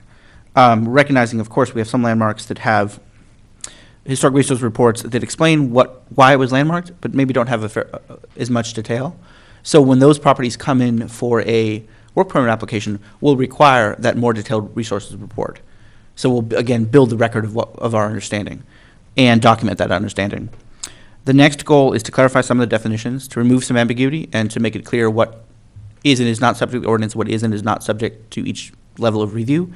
The next goal is to create minor work permits and divide out major and minor work permits, ensuring higher level review for major work on a landmark, anything in affecting a character defining element, any significant exterior changes, and allowing minor work permits for minor interior work that doesn't affect a character defining element, thereby ensuring that the commission's time is spent focused on the major changes to projects, and that an applicant who comes in and just wants to change out a couple of interior cabinetry, when that interior cabinetry is not part of what was landmarked, only the exterior was landmarked in that house, that it would be more appropriate for director review, or could be viewed as more appropriate for director review. The next goal is to clearly define what level of work on a structure that is on a landmark parcel but that is not itself landmarked would need review and would need a work permit. That's one of the areas called out in the staff report on page 3 for consideration as one of the key decisions to make, both for this commission and to recommend to the council and for the council to make, whether you want just the work on a landmark and not anything else in the parcel, whether you want the work on the landmark and any other portion of the same structure, whether you want the work on the landmark and any non-landmark structure on the same parcel visible from the public right-of-way. That's the kind of midpoint, and that's what I've drafted in the current amendment. Whether you want it to be work on a landmark and any non-landmark structure on the same parcel visible from the landmark, which is the approach that was used for the Aliso Street project, or whether, and this is would be the highest level, do you want any work on landmark and any other structure on the same parcel? That would be the highest level. So that decision point. The next goal is to, and the last goal, is to strengthen the sites of merit provisions and require HPC approval of demolition of a site of merit, and HPC review of significant work on a site of merit, anything requiring a design review permit. Let me make sure I had that right. Site of merit. Before I misspeak. No, where'd it go? I just had it.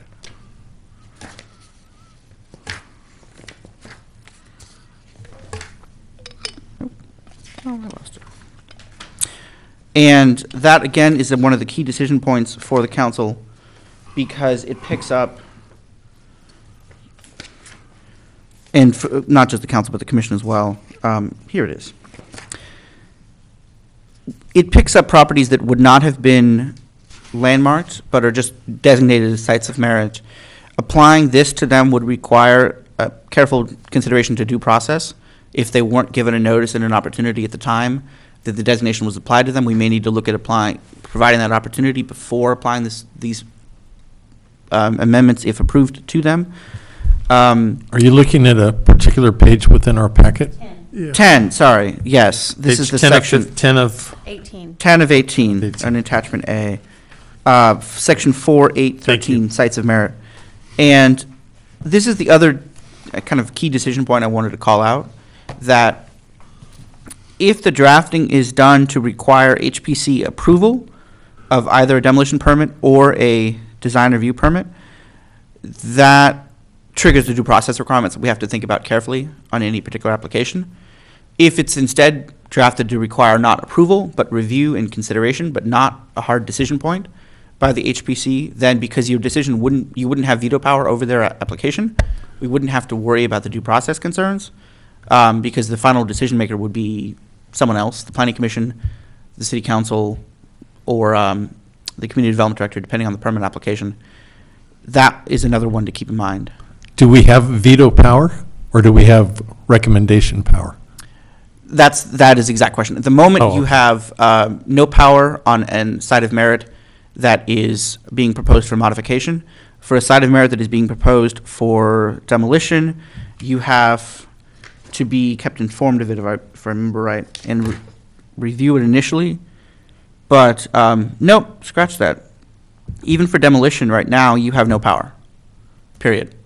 All you have is the fact that the city tends to bring sites of merit to you for consideration and review, as we just did a moment ago. But you'll note you don't have the power to act on that project, on that application. And so this would be adding that power, which of course we would have to apply carefully in any given application. But let's just say if a house is if a property is on the sites of merit, and it would go sort of like this one, they would have to have a phase one. If you're going to demo it, you'd have to then, under CEQA, show that you're not destroying a historic resource. So the report would have to be favorable, that it isn't qualified to be landmarked, et cetera, et cetera. And that would be true for any work on the property that would be categorically exempt from CEQA. Because one of the exceptions of the categorical exemptions is if there are unusual circumstances that could cause a potentially significant environmental impact as a result of that unusual circumstance. A classic case is a property over 50 years old. And I think all the sites of merit are over 50 years old. If a property application for work on a site of merit was statutorily exempt from CEQA, that exception to the exemption does not exist. Demolition would almost certainly not be statutorily exempt, because demolition permits in this city are discretionary. So, in short, at the moment, if someone came in to apply to demolish a site of merit, we would still have to do an extensive CEQA review, and they'd have to be able to show that the work, either that it wasn't sufficiently historic, or that, in the case of work that is not demolition, that it would not be detrimental to the historic character at a significant level, unless, of course, the city council approved the work anyway through a statement of overriding considerations, which you'll recall is the escape valve from CEQA. If you disclose an impact, even a significant impact, and explain why, due to some other overriding consideration, the city is willing to approve the project, even knowing about that impact, then it can be approved only with an EIR and a statement of overriding considerations, and jumping through a number of procedural hoops along the way, which is a rare occurrence. I haven't heard of that happening lately in Ojai, but some bigger cities do that more commonly. And that is the... Yeah, I think that's it in terms of my brief overview of the changes. I'm happy to discuss any particular points, and I would suggest also taking public comment. Open to public comments. Does anybody have any questions first from the commission before we go to the public hearing? And with a document this large and so comprehensive review, I think after you take public comment, you need to, have a structured way you're going to go through it as a commission, whether, you're going to take it a section at a time. I mean, we're obviously running late today, and so, to move through it in one sitting might be too much. And so you as the chair may want to say, let's take these sections, work on these sections, and then I'll re-agendize this for the next HPC meeting. And however you want to go through it as a group, I think is fine, but I think you need to have a game plan before you start.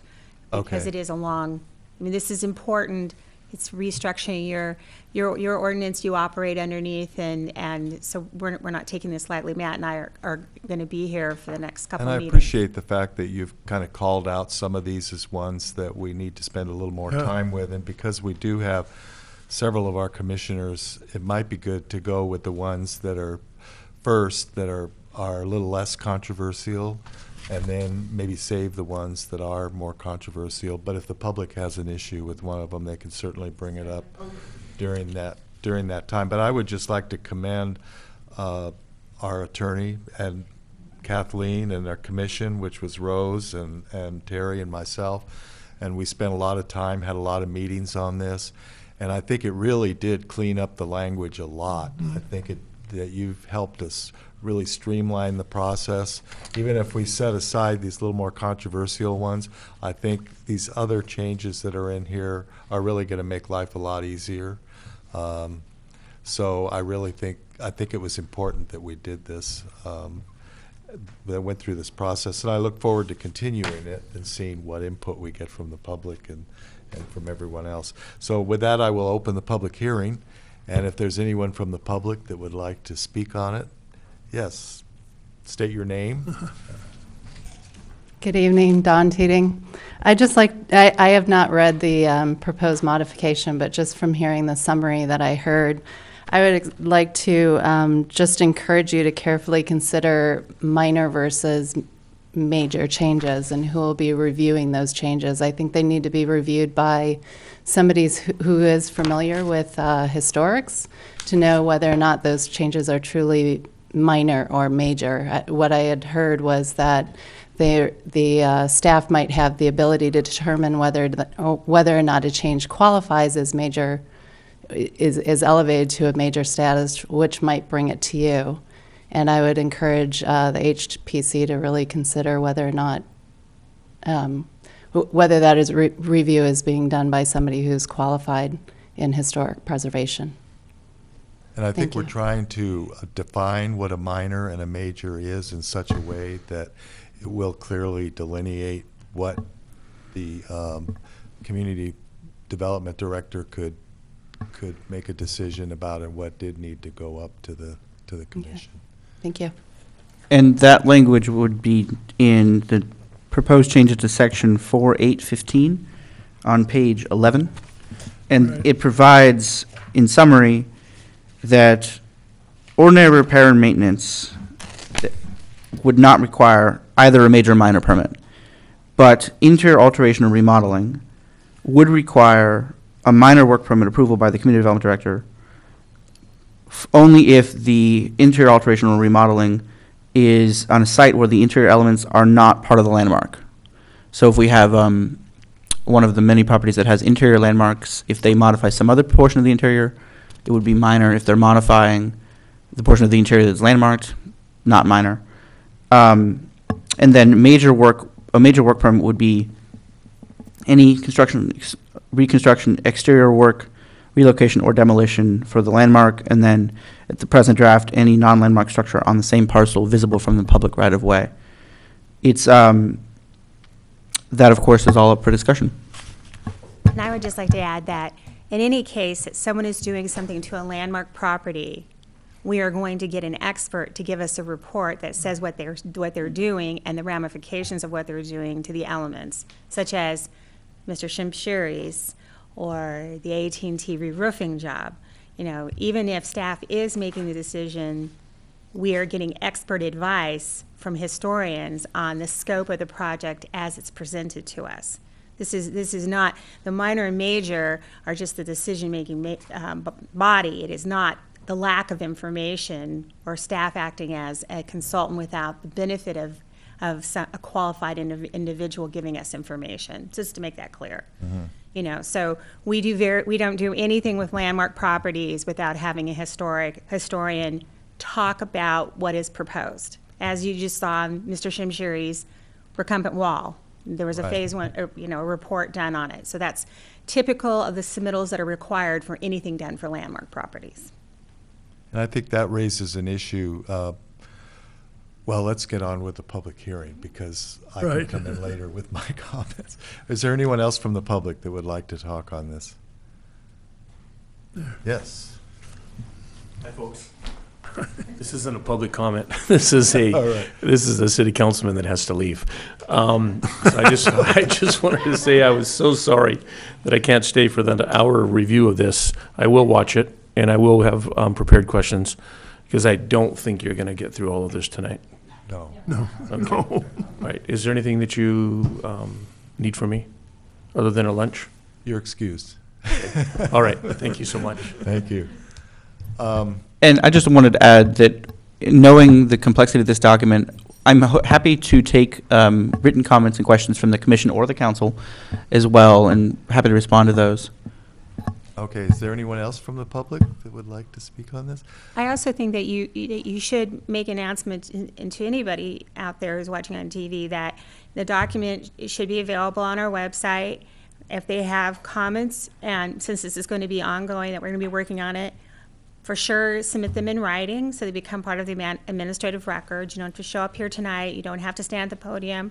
You can submit anything, and we'll start building those into your packet and the administrative record. We welcome any kind of input from anybody, and it can come in various ways. So Right. it doesn't need to be that you have to attend the meeting. And as I read through this, one of the issues that came up that I'm not sure we discussed in our committee meetings was maybe looking at how the historians are hired. We had talked about that before, that now the historians are usually hired by the applicant.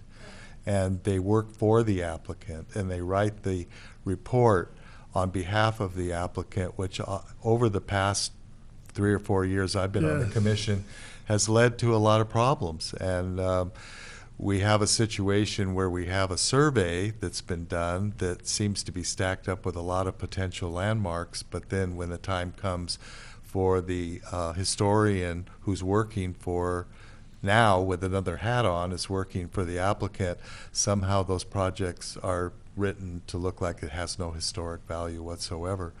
So I would like, if possible, for us to explore the possibility of the historians being hired by the city, either as some kind of on contract or something, where we feel confident that the reports that they're given reflect the public's point of view and not just the applicant's point of view. So That is actually in the current draft, is to have the historic reports prepared by historians under contract with the city and in consultation with the museum.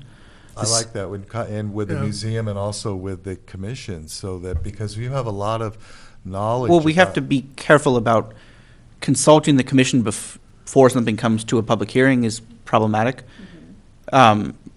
because an applicant who was challenging a project could contend that the commissioners who would later have first talked to the historian about the site and then were later voting on the application, were voting based on information not available to the public. That would be dangerous. Point, but at least in connection with the museum, because I know certainly the museum, a lot of these reports have come in with very faulty sometimes and missing a lot of important details about the historic property. So I like that idea of trying to include people in Ojai who know the history of Ojai, who are familiar with it. I think that would be a benefit and would give the people who are sitting on the commission more confidence that when they're writing the reports that are going to the community development director, that it's for the benefit of the public. And that is incorporated to have it be in consultation with the museum, in addition to by a historian under contract with the city. Shall we start by just going through some of the sections that you've spelled out as being less controversial and trying to approach some of those? Would that make sense? You've divided it up into section, the first one is 4802, and you don't really get into something that we have to really put a lot of detail in until 4815, I think. So maybe we could begin with section 4802, and all what we've done there is to just clarify or actually make the discussion of what this is all about relate to what kinds of landmarks and historic districts that we have. So do you want to comment anything on that one? Yeah, two further points to note on that section. One, we've removed the term monuments because that term showed up in a couple of places, but not in any of the operative language. Right. So we have no way to actually make a landmark, but we're supposed to be reviewing it. So that's good that you took that out. Well, I'm not so sure, because I had something I'm going to say later on in the meeting that might resurrect that term monuments. All right. Well, let's stick with it. Okay. Well, we'll put a pin on that one. And then I also added historic districts and sites of merit in this list of what is to be Right. part of the preservation of the goal of this ordinance. The other comment I want to make on this section is we added the sentence towards the end, connecting it back to the Secretary of the Interior standards for the treatment of historic properties, copy of which is available to the public and was provided on the dais. Right. And you'll of course be familiar with these guidelines. They're the Secretary of the Interior's carefully crafted kind of book of how to, what not to do, what to do for preserving, rehabilitating, restoring, and reconstructing historic buildings. We've always considered that in evaluating an application for a permit, and now we're adding language to directly require consideration of it. And I think that's so important because the city's general plan says that we should use national and state standards. We should use those for evaluating properties, and this would bring those in. I think these are so universally accepted that the state's standards are pretty much reflect the national standards, and even our own laws reflect these standards too in terms of what qualifies. So I think that's good to spell it out, and then people can look through this manual and have a clear idea of what's allowed and what isn't.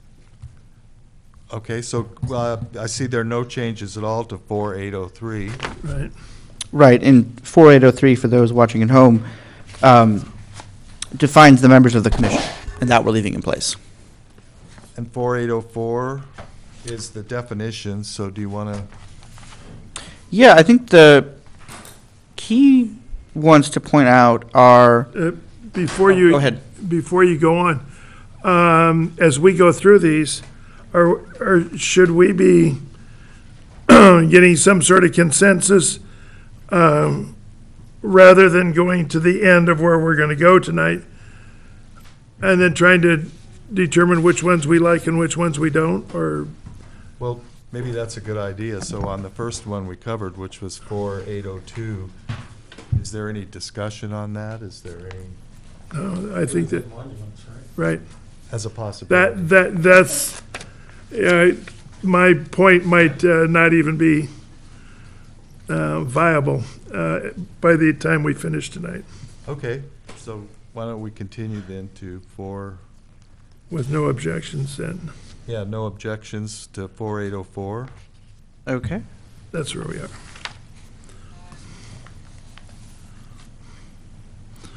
And then on 4804... There's the monument again. Yeah, you'll see the monuments dropped out again. We've added for historic districts that a historic district is defined in reference to its character-defining elements. And I wondered if we shouldn't maybe talk to the State Office of Historic Preservation and see if that's how that fits in with the state standards. We can do that. We'll call them. And the major change to this section is the addition of a definition for the term ordinary repair and maintenance, and then the corresponding deletion of the term just repair. And we've defined ordinary repair and maintenance as a series of changes that are not construction, removal, or alteration, and which consist of a series of limited metrics. Repair or removal and replacement of 100 square feet or less of exterior wall or roof that matches the material color type. Same 100 square foot or less of interior wall or ceiling if the interior is a character defining element. That again matches material type, dimension, color. 25 linear feet of masonry joints with new mortar, again matches color, material, texture. Window or door glazing with glazing that is similar. Landscaping with landscaping that is similar unless the landscaping is a character defining element. repainting or restaining of 100 feet or fewer of exterior wall or roof, again, that matches the same, the existing type, color, dimension, reflectivity, etc. And then removal or repair or replacement of existing fences or walls with on the same parcel with material that matches the existing fence or wall in terms of material type, dimension, color, reflectivity, etc., provided, again, that the wall or fence is not a character-defining element. And a lot of this is designed to, and this would all be work that is exempted from the permit requirement. So anything below those metrics, you would not need a major or a minor work permit to do. And it's structured to ensure that if something is called out as a character-defining element, that always requires a major work permit. If it's not called out as a character-defining element, then you're able to do that minor work. And in some cases, even if it is a character-defining element, if you're, say, repainting with the same color, and it won't change the look, it won't change the reflectivity, and is less than that 100 square feet marker, you can do that. The goal here overall was to clarify what is ordinary repair and maintenance without relying on individual definitions of the word ordinary, which could mean many things to many people. And ensuring that it's clear what it is and it is not, and providing some clarity to an applicant who, say, looks at buying a historic home or owns a landmark and isn't sure, well, what do I need to do? What can I do without going to the commission? What can I do? And so they'll understand more definitively what is and is not I have two triggered by things. which level review. First of all, taking a real-world example that we had with the gateway to Encina Vista that was knocked down. And we had a discussion about whether that was ordinary repair and maintenance or whether it wasn't. Would this address that, do you think? Which one is that? And it's, Oh, was that the Yeah. archway Yeah, where with the the truck ball. knocked it down? And Okay. then he put it back the way it was, but we had an issue of whether that was ordinary repair. I don't think so, because having an accident, I don't believe that's not what this is intended to cover. This is intended to cover things that are things that deteriorate over time. Ordinary repair and maintenance, not, I mean, somebody running into something isn't normally considered ordinary. Right. I mean, I think reading it strictly, it might pick it up because it's repair or replacement of existing wall or fence, call it a fence, with the same material types. I think if you came back in and did the exact same, it might pick it up. Though what can't recall from that property, was that a character-defining element of that landmark? It was the entire landmark. Right. Oh, the landmark was that. And Was the and archway. the damage was not done to the rock pillars. It was to this structure that was. No, but all the Okay. iron in, well, I don't know if it was all, but the problem is that in that particular case, and I don't know how much you want to get into that particular case, we could not get a historic report. We could not get what he was doing. His insurance agent said he was going to elevate it higher. That was the questions. We said, well, if you're going to make it higher, then that's a change. You can't do that. And we went back and forth. It was very adversarial. And we really never got anything in writing that said actually what he was doing. And I think that's the problem. That kind of gets back to the same thing of staff making or the commission making a determination on a verbal assurance from somebody Can't do rather that. than, huh? Yeah, we can't make decisions based on anything verbal. Everything has to be in writing. And so in this particular case, you have to understand that when somebody comes in and asks to get a permit to do something, we need to have something come over our counter that says what they're going to do. And like I just said, when Dawn was up at the podium, it should come in with a report from a historian saying that, yes, it is exactly in keeping, not a verbal, I promise you it's in keeping, but a historian saying that, yes, we never knew, for instance, what part of the pipe was being kept. And because when it fell, of course, it stripped the threads, right? We know it did that. That's why it fell apart like a little jigsaw puzzle. All right, and I assume, maybe I'm wrong, but that's what it appeared to be, But then we never got a report saying what was done. You would never know what part of that iron pipe of that arch was original now, what was replaced, because we didn't get anything on it. So I think that this I don't know if this addresses that and makes it more clear, but that was not the intent. The intent, there's no records now in our department that show what was done to that particular arch other than what came before the, it's on tape. the adversarial situation that occurred between staff, yourself, and him. And we don't really know. And so the idea with this is that if you're going to make the decision, whether it's repair and maintenance, we need an actual report to come in and say, oh, okay, so this is what we're keeping, and we're exactly, So there should be something that says even if it's a repair on a landmark, that it needs to have some kind of permission. Well, and that's where, so for that one, Yeah. if the arch was what was landmarked, and I haven't reviewed all the facts of that case, but let's assume for discussion purposes, the arch was the landmark, then that would not qualify under this exemption, because even though it's repaired with the same type of material, this calls out that if the fence or the wall is a character-defining element of the landmark, which would mean it is the landmark, then it's not eligible. Reconstruction of it would not be eligible for approval, would not be exempt from the ordinance as ordinary repair and maintenance. Instead, they'd have to come in and get a major work permit from the commission with a full application and a full historic resource report, and a clear explanation in their application of what exists now, what they're trying to do, and how what they're trying to do is consistent with the landmark. Well, it's just something to think about in terms Right. of how we catch those. So I think the main problem that we can take away from that particular project is that for us to determine in what cubby you fit in, are you exempt, and in this case, are you minor or you're major, we need to have someone come in and give us information. We can't make that decision without having any information submitted to the department. Right. So if someone comes in and says, well, gee, I want to whatever, just like, I'll give an example. When AT&T came in, they said they wanted to re-roof. We normally do those over the counter. We said, absolutely not. You're not getting that over the counter. We need this and this in order for us to make this decision. And so they were told they needed to do above and beyond, like it's an older building. We need to have a report. So we need that information to come in from an expert for us to, because we can't look at it and make that decision. So we got an expert report on it.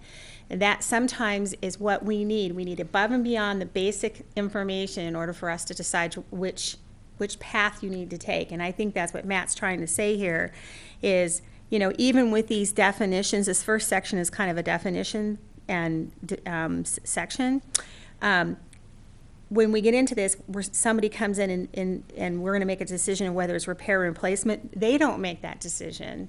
Someone at staff level is making that decision based on information they submit to us. And I think the argument that ensued from that particular situation was the individual wanted to make the decision himself and not have anybody as staff do that decision making. We would just have to make it clear that even if you're doing a repair of under 100 square feet or whatever, you still have to bring it before the desk and state. Yeah, but is that, yeah. That is not accomplished. AT&T building. So I interrupted, go ahead. Being calm over here.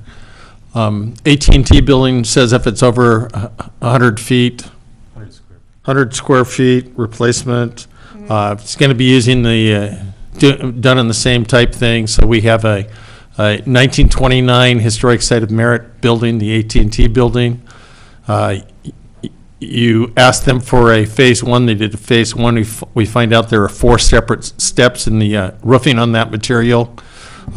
Somehow, my point, it never came, even though the plans went back to August of 2014, it was never mentioned before the Historic Preservation Commission. Because sites of merits you don't have jurisdiction over. That's why it never came up here. That's what we're trying to change. Right. Yeah, and that's what, well, again, I'm trying to make sure that. We would just have the right to look at it and make a recommendation to the. Well, we had no right. We knew nothing about it until I came to a finance committee meeting and stood there watching them throw tiles that had already come off the 1929 section into the dumpster down below. So I think that's something. And I was told at that time, the first person I approached said, "Don't worry about it. The Historic Commission's already given approval." To which I said, "No, they haven't." And then I talked to a supervisor who told me, "Don't worry about it. The Historic Commission's already given approval." Yeah. And I That had, was, so. I suspect, a false statement by an applicant. As of course, the HPC did not approve that roofing project, but the HPC approval was not required for that roofing project. Nor were we even noticed. And there was no obligation to notice you either under the current ordinance. In other words, for that project, all proper procedures were followed. all proper requirements were done. There's no, however, clearly there's a frustration among the commission that that project did not come before you. The proposed ordinance amendments would change that requirement. So I think we need to save that as our. That's a good rationale example. for the change Right, in and the I- ordinance. So, again, let me finish. So, again, they are retiling the roof. Again, 4 different phases. They have saved 28 tiles, 28 out of thousands, I'm guessing. I tried to count, I got tired. We have no idea of those 28 tiles, whether they're from 1929 or 1970, whatever the 4th phase was. So, again, there was some effort to instruct them to please save the tiles that are historic, but we have no clue what they are. So, and again, you're telling us that there's Historic Preservation Commission, in spite of the fact that you've had an ad hoc committee that's talked about the historic sites of merit, in spite of the fact that you've made 2 presentations in the last 2 years to the city council on the historic sites of merit, Historic Preservation Commission, we don't need to tell you if roof tiles dating back to 1929 being thrown off the roof into a dumpster, you guys just don't even need to know But I that. think So- what happened is, if I may say Yeah, so, go ahead. is that we created the list of sites of merit as a first step, that these, because one of the councilmen said, why don't you just tell us what you consider, the buildings you consider to be historic. Agreed. Most historic. So we made a list of those that aren't landmarks, but are potential landmarks and are historic and should be looked at. This is the second phase of that, to try now to go to the council and convince them that if a site is on that site of merit, that the commission should be able to look at it and either make a decision with appeal to the council that it shouldn't be demolished, if that's what they want to do, is just demolish it. But if it's just a change, that we would like to be able to review it and make a recommendation to the planning commission as to how they should treat it, because they don't have the same knowledge we do. They're not in the same position we're in. They're not historically oriented, they're more development and progress oriented, so to have our input will be important, so that's what we're hoping to accomplish. Well, let me just explain one thing, because Yeah. I think there's a little misunderstanding here. Okay, re-roofing is a ministerial building permit. Yes, my next question. California, community development consists of 2 departments, the planning division, or even more. We have code compliance too, planning and building. Roof permits are ministerial. You cannot condition them. That is a roofing permit. What we did was planning did a zoning conformance over it. We made them give us a phase 1 to prove that they're not disturbing, they're not destroying something that was historic, and that the re-roofing job was consistent with historic rules and regulations, et cetera, et cetera. We had no ability to condition this project. If I had brought it before you, or I would have been completely overstepping my bounds of a person's right to meet. I did this, I did that, issue me the permit. It's just a completely different situation than these folks that came with you today. I am doing a discretionary permit for them. Whether it's a director's exemption or whether it's a design review permit, procedurally, they're completely different. So what we did with AT&T was at the very limit of what we could do with them without running afoul of them saying, I submitted for a building permit, I want it issued. But what we're proposing is that if it's a I site of understand. merit, We're going to make it a discretionary review. discretionary review. And that will change how I look at them. But as of today, and as of, and Matt can speak to more of this if he wants, they were very cooperative, but we made them go to the very limit of what we could make them do, and they did go that far. But I do not have any ability to condition them. Well, let me ask you a question, though. Are you precluded by law in advising us, again, going with the plans that went back to No. August 2014, in advising the Historic Preservation Commission that 1929 tiles off of a historic site of merit are about to be thrown off the roof into a dumpster? Well, I wouldn't know that. I didn't know they were going to throw, until they did it, I wouldn't have known they were doing. And I don't know anything about plans dating back to 2014.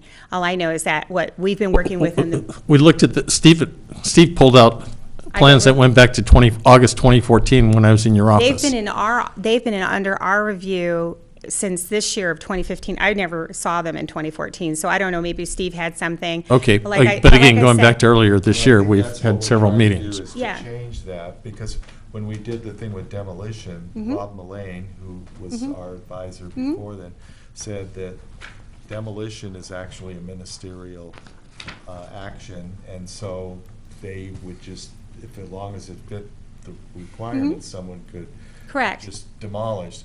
So this was all started by an attempt to try to insert a little bit of discretionary into that for these few buildings, these ones that have been identified. So I think that's the process we're working on, is to take care of that situation. So just also that, so everybody understands, and I don't want to belabor this point or anything, but community development is staffed of 4 different bodies: City Council, Planning Commission, HPC, and BABS. We are severely understaffed. There is no way we can keep track of everything everyone wants to know that they feel that we should be doing.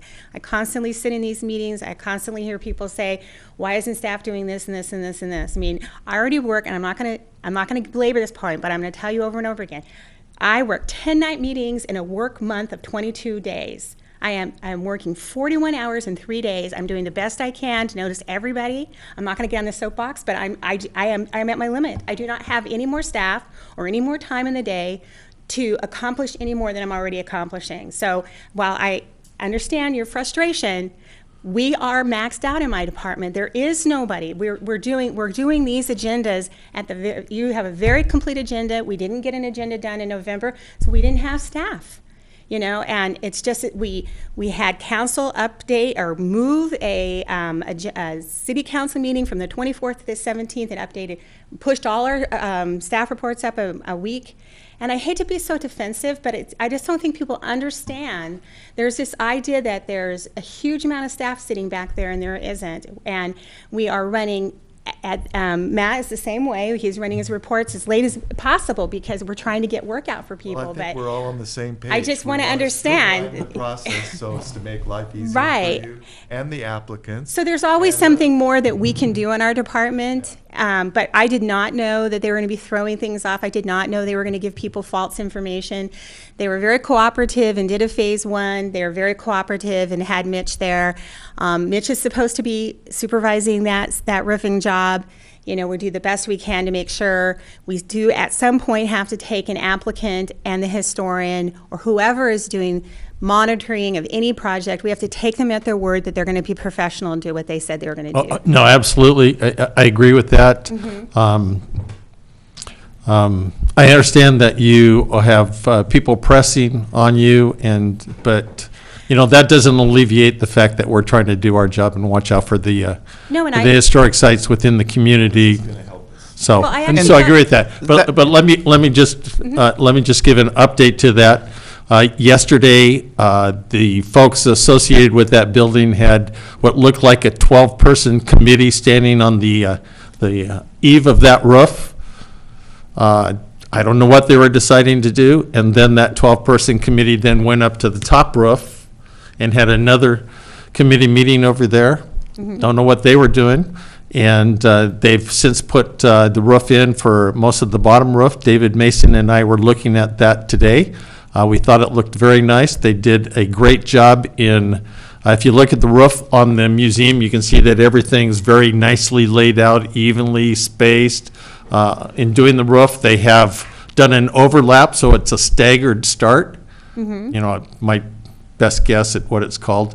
And so we were very impressed with the job that they've done. Well, that's good. Like I said, I thought from staff's point of view, this is the first time that we've ever held up a roofing job that I know of in the history of Ojai. First time we've ever asked somebody to provide a historic report on a historic building. They were always issued over the counter. So I felt staff and AT&T was very cooperative. I think staff was really good at changing their process and saying, hey, let's look at something when it comes in. Let's look at the building it's on. That's all new for Ojai. So I understand you're unhappy with it, but it did have a professional historic report with it. Right, and you sent that out, and I appreciate that. I think we should move on really. Well, and to update, after I talked with you, I did update two other two other commission members. That's all I can update, so. Well, that was sent to out give the information that you provided me that day, I and think we sent it out to appreciated that. everybody. Everyone should have. No, got- I'm talking about the information you gave me when I was in the office. And you okay. did send the historical report out to everybody. Right. Thank you very much. Okay, Matt, do you want to continue on this definitions? I think I had a point on the definition is not on the re-roofing project. As I understand it, what you'd be looking for is the ability to have the determination of whether something is indeed ordinary repair and maintenance, not made by the applicant. You'd rather have that made by somebody at the city. Sounds like they think it would be helpful because it would enable them to catch some situations where somebody's definition of repair is not, it doesn't conform with this, so. So, I just don't want to get into a situation where we have a slippery slope where somebody says, well, I did 100 square feet, and then does this not sound familiar to you? And I got into it, and I realized there was more dry rot, or there was this, and all of a sudden, 100 square feet, everyone's laughing. We all know that story, right? Today and 100 square feet the right. other day. And so I think that there does need to be clarified that at any point, and that's a good point too, Matt, at any point that this is a one-time thing within like a 12-month period or something like that. Because, we can cite another example of that, how we ended up a building with no siding on it at all. Right. Okay, and I think that's really important that it'd be, they come in and we have a scope of what they're doing and we okay it. They may not have to do a historic report, but they need someone to at least make the decision that is that right? I mean, that's how we feel about it. If they just want to change out a faucet, you're not going to make them go hire a historian. No. If somebody comes in, if somebody comes in and says, I want to repaint my building and I'm painting it, whatever, a different shade of white or something of that situation. No, we don't. We try to get out of the way for as many things as we can for people that are doing general, all-purpose repair and maintenance. That's what we try to do. And that's the issue, I think, down here of repainting, wherever I saw that in here, 100 square feet or fewer of exterior wall, that's very, very, very small. So, That's right. So 10 by 10. I think that you guys might want to look at that. I think that's a little bit Too small? Yeah, I think it's too small because remember, if it's part of the landmark, it automatically kicks it out of here.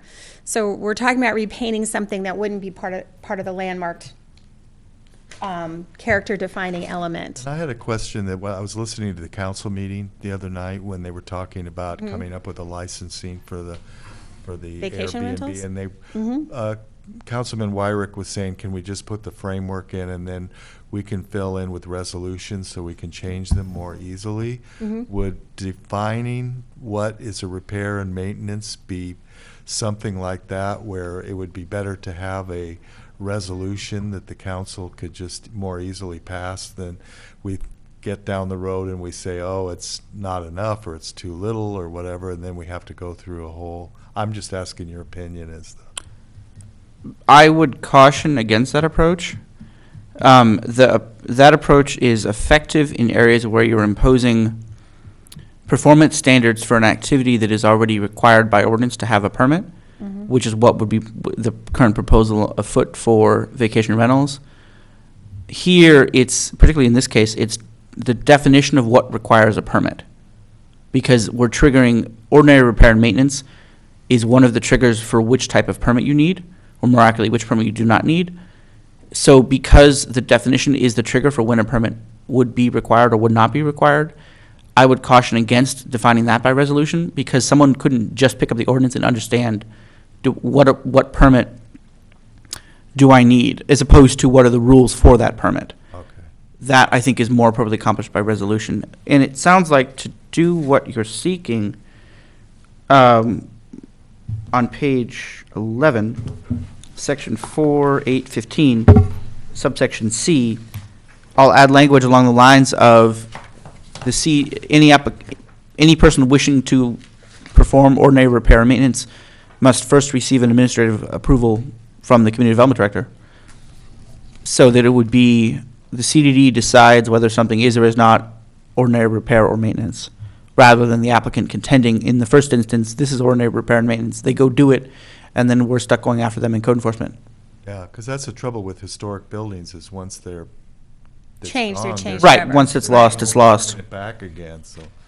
So Okay, can we go back to this section on ordinary repair and maintenance? I thought you, Matt, you said that none of this matters if this is only for things that are not. Not in all cases, and this Okay. we should talk about. As presently drafted, if you're doing removal or repair or replacement of exterior wall or cladding material, or removal or repair or replacement for interior wall or cladding material, same for mortar, same for glazing, Okay. and same for repainting or restaining the exterior. For all of those categories, the present draft allows you to do up to 100 square feet, period, whether or not Okay. the exterior is landmarked. Okay. If, as long as you comply with the same material type, dimension, color, texture, reflectivity, et cetera. If you added the requirement that the area of the exterior not be part of the landmark, or not be a character defining element, it would mean that it would mean that anybody who wanted to do any work on the exterior, period, would have to come to you for a work permit. And on the interior, if we decided we wanted to have the option of being able to review something just for compatibility with the historic nature of the house, then we would have to we should put that into the landmark agreement, right? You could do it one of two ways. You call it out, if it's indeed a character defining element, you define it as a character defining element, and then that triggers it. If it's not a character defining element, then it wouldn't be in the landmark, but if they do a Mills Act agreement, you could extract that. Because there might be some You buildings, could- like, say, the old firehouse, where we wouldn't care if they made it more modern inside, the outside is what we care about, but the inside, we wouldn't care what they did, but then there might be a house like the one we just landmarked, that we would care if it went to extremes, but we wouldn't want to have to nitpick them in terms of what they did. But we would need to put that in the landmark agreement, right? That there would be some statement that for this particular house, we would like to just review for compatibility with the design and character, but not make detailed evaluations of it. But that would be up to us, right? I think you're better off with leaving the ordinance in a way that some things fall down that can be done administratively. And then if you want to elevate those things up to you for certain properties, you put it in the landmark agreement. That makes sense. Because it's very hard for staff to know what is in your head and that you want this but not that, or this person but not that person. I mean, that's just not something we can really do. We have to be more objective than that. So, we'll look to this, and then the next layer of regulations is the landmark agreement. And so it seems to me like you leave this as the baseline. I agree. I would just say, in just listening to us talk right now, maybe for the folks at home, this seems really complex. We're talking about this and that and in this situation. So I think maybe Matt and I should work on doing a matrix, which would say, if a person does this, then what does it require, and maybe having that instead of in a narrative form might help us all realize, okay, so if I'm doing this, does it require a work permit, yes or no? If so, is it minor, is it major? And then you look at it, and then you can maybe move those things, because I don't even know how anybody at home is following this conversation because this is so complex. It's 100 square feet, et cetera, et cetera, et cetera. So don't you think that might help, Matt? I think that may help the discussion, certainly. Commissioner Boggs? I have a comment. We're on page 2, and we've been on these 2 pages. It's taken us 30 minutes. I do not want to stay here till 10 o'clock at night, and I wonder if we could move along and finish the agenda. How long do you think that there's 2 more left? One is the RFP, and one is the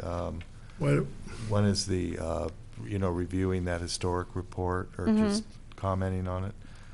Do you think half an hour for those 2 would be? I would think that you might want to table this and take those and come back to this, because, I don't know about the RFP. Or you may wish to run with what Ms. Wold was saying, that we would add to the current staff report with a matrix, a decision tree that would explain what's drafted, that would allow consideration of that and bring that back in the next meeting and take this as the moment to move on from this discussion? I think that's a good idea. I think in just seeing, okay. Why don't you make it simple? Make a catalog of which properties you are interested in, and you get it and give it to your staff.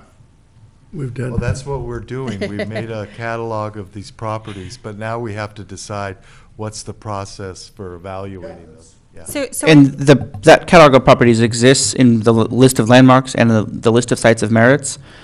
We have to think about the reality that new properties may be added to the list, hence the need to craft rules that allow us to process anything and to avoid making decisions that are ad hoc as opposed to rooted in objective rules. Right. So in order But to thank not you. go backwards, because we're missing 3 commissioners tonight, having Rose to have to sit through, or all of you, the next meeting where you're playing catch up with the 3 people that aren't here, why don't we just terminate this discussion for tonight? We'll do a matrix, and then I think maybe we can do a PowerPoint with some of the, so we're looking at the TVs and we can move through maybe quicker. Maybe a matrix would help. I think if we did a matrix, it kind of shows, do you think? Yeah. I'm thinking we need a couple visual aids to kind of help us through the discussion so we're not bogged down. And I always imagine this would be a multi-meeting. We did too. process, Right. which is- We did as well. It's so important, and it's important. And I think we'll have to devote one night at least to just the historic district part of it, because I am getting Yes. flooded with conversation about that. Taramina has submitted, and I'm getting flooded, and so I think those people are going to want, so we need to have at least one night where we talk about just the criteria for districts. And we'll want to be very careful in that discussion to not pre-decide the application Right, for that historic district. yes. That was my, while we're wrapping up the 404, I wanted to stop for a minute just on when you were talking about, there's just before all these definitions about landmark, just above it is historic district. And I was wondering, I don't see in this definition any of the numbers that the lady that took a public information course. Ms. Williamson? Yeah, she was talking about the 50% or There 51%. was sort of a conflict there, because on the one hand, it said you had to show a majority approved or gave their approval before the nomination could move forward. And then afterwards, it said that if there was a majority had to object. So I didn't Well, understand. let's just talk a bit about this, and I want Matt to speak to this. Taramina has already submitted. Any changes that we're doing now Won't apply. to Okay. it. So I'm correct, Matt? Wait, hold on. Depending on how it's adopted. The Termina application has been applied for, but it's not they would be subject to the changes that we would make if the changes were approved and effective before their application was processed. If we didn't make them a pipeline. Make a recommendation within 90 days if they're submitting it, right? Right. I'm just saying that I understand what Matt's saying. We're going to run afoul of an application in and changing the rules when the application's been in, and the applicants who submitted thought they were submitting under the old rules. So we would make a decision at this point in time or at some later date to put in a pipeline or suggest to the council that people who submitted under old rules, get the benefit of those old rules. And we need to have that discussion, because this is not a good position to be in when you change rules for somebody who thought they were doing something and we're following the rules, and now we change them out from underneath them. Planning Commission has this happen often, and it leaves members of the community feeling, distressed. Right. So I think there are ways and provisions you can write in there where say anybody that's been submitted in by such and such a date falls under the old rules. Yes. We just don't want to get into this situation where we're having a conflict, because we have one we're discussing already. Obviously, they have submitted under the old rules. Their 51%, et cetera, are all documented under the old rules. I think it would be prudent for us as a group to decide that we're going to let them stay under the old rules and move it forward unless there's something that's We need to pressing. make a recommendation within 90 days, isn't that correct? Once they're deemed complete, correct. Is Okay. that what the present rule says? Once they're deemed correct? complete, or is it when they submit? What deems something complete? They've submitted everything they needed to submit, and Okay. based on our submittal guidelines. Everything's always usually done by, we can't take things forward for recommendation. I mean, we could. It would be inappropriate if they don't have everything that they need. At this point in time, I don't want to discuss the projects, it's not on the agenda, but there is a time frame in there. And again, those time frames are very hard with very scarce resources as far as staff is concerned to meet those. We do have, as you know, a contract planner that's helping us now with a lot of these staffing requests. I'm sorry, with the staff reports, et cetera. So I think we're still, is it not correct, Matt, that it's 90 days from this deemed complete? It is 90 days from deemed complete. That's in the current text of section 4808. And the completion is a determination based on the submittal guidelines. And you often go through a couple of rounds with an applicant where they've submitted something and it's like, oh, you missed this item or you missed that item, and then they submit it, oh, well, you still missed this item. You go through a few rounds before something is deemed complete. So when we do start moving that forward, I would expect the commission to understand that those are probably going to be large meetings with a Right. lot of people in the. Oh, assuredly. Fill the house. Fill the house. So I do want you to consider whether or not you would want to recommend to the council that they, stay as a pipeline project. But with that said, I think we'll just do some visual aids for the January meeting and help facilitate a faster conversation. And hopefully with the other people, they'll be here, so we don't have to play catch up too much for them. Okay. Okay? So, did you have anything more to say on that one, or shall we? I'm fine. Do we have to Because I think continue that's- that one? Should we continue it? to Yeah, the with the landmark, Yes, that's fine. Yep. with the landmark thing, and just spell it all out. Because it was noticed, so yeah. I would continue it to the next meeting Yeah. on January 8th. Okay, so we'll 10th. continue this item to the next meeting, Right. January, what date? Um, Whenever it is in January. calendar To the will tell me. January meeting. January 14th is the next meeting. Okay. So now we're on item 4, discussion item, review and action on draft request for RFP for the Smith-Hobson House Historic Resource Report. Okay, so before you tonight is the RFP, a very brief staff report that just gives the basic history about how you came to get funded for a Phase 1 historic report, and why and what properties you decided to implement your funding for. So the request for proposal for the Smith-Hobson House is here. Thanks, guys. What we did was we took the city's template for RFPs. We've done a couple just recently, and we utilized that. As you know, this year the city changed their in-house, or their city attorney, and so Mr. Summers has looked at all the attachments. Our professional contract has been reviewed by him, so I don't think there's really any reason for you folks to look at that. That's mostly reviewed by city attorneys. So these things that you find in here, the signature page, the professional contract services page, the False Claims Act violation information, workman's comp, and the non-collusion declaration, et cetera, all things that are legally required to be in there that Matt has already vetted. So if we, yeah, if you have any. see something I missed, Well, I just thought under I'm mutual impressed. cooperation, yeah, I'm really impressed, it sounds very detailed. But under mutual cooperation, to make sure that they work with local historians through the museum. What page are you on? Huh? Do you have a page number?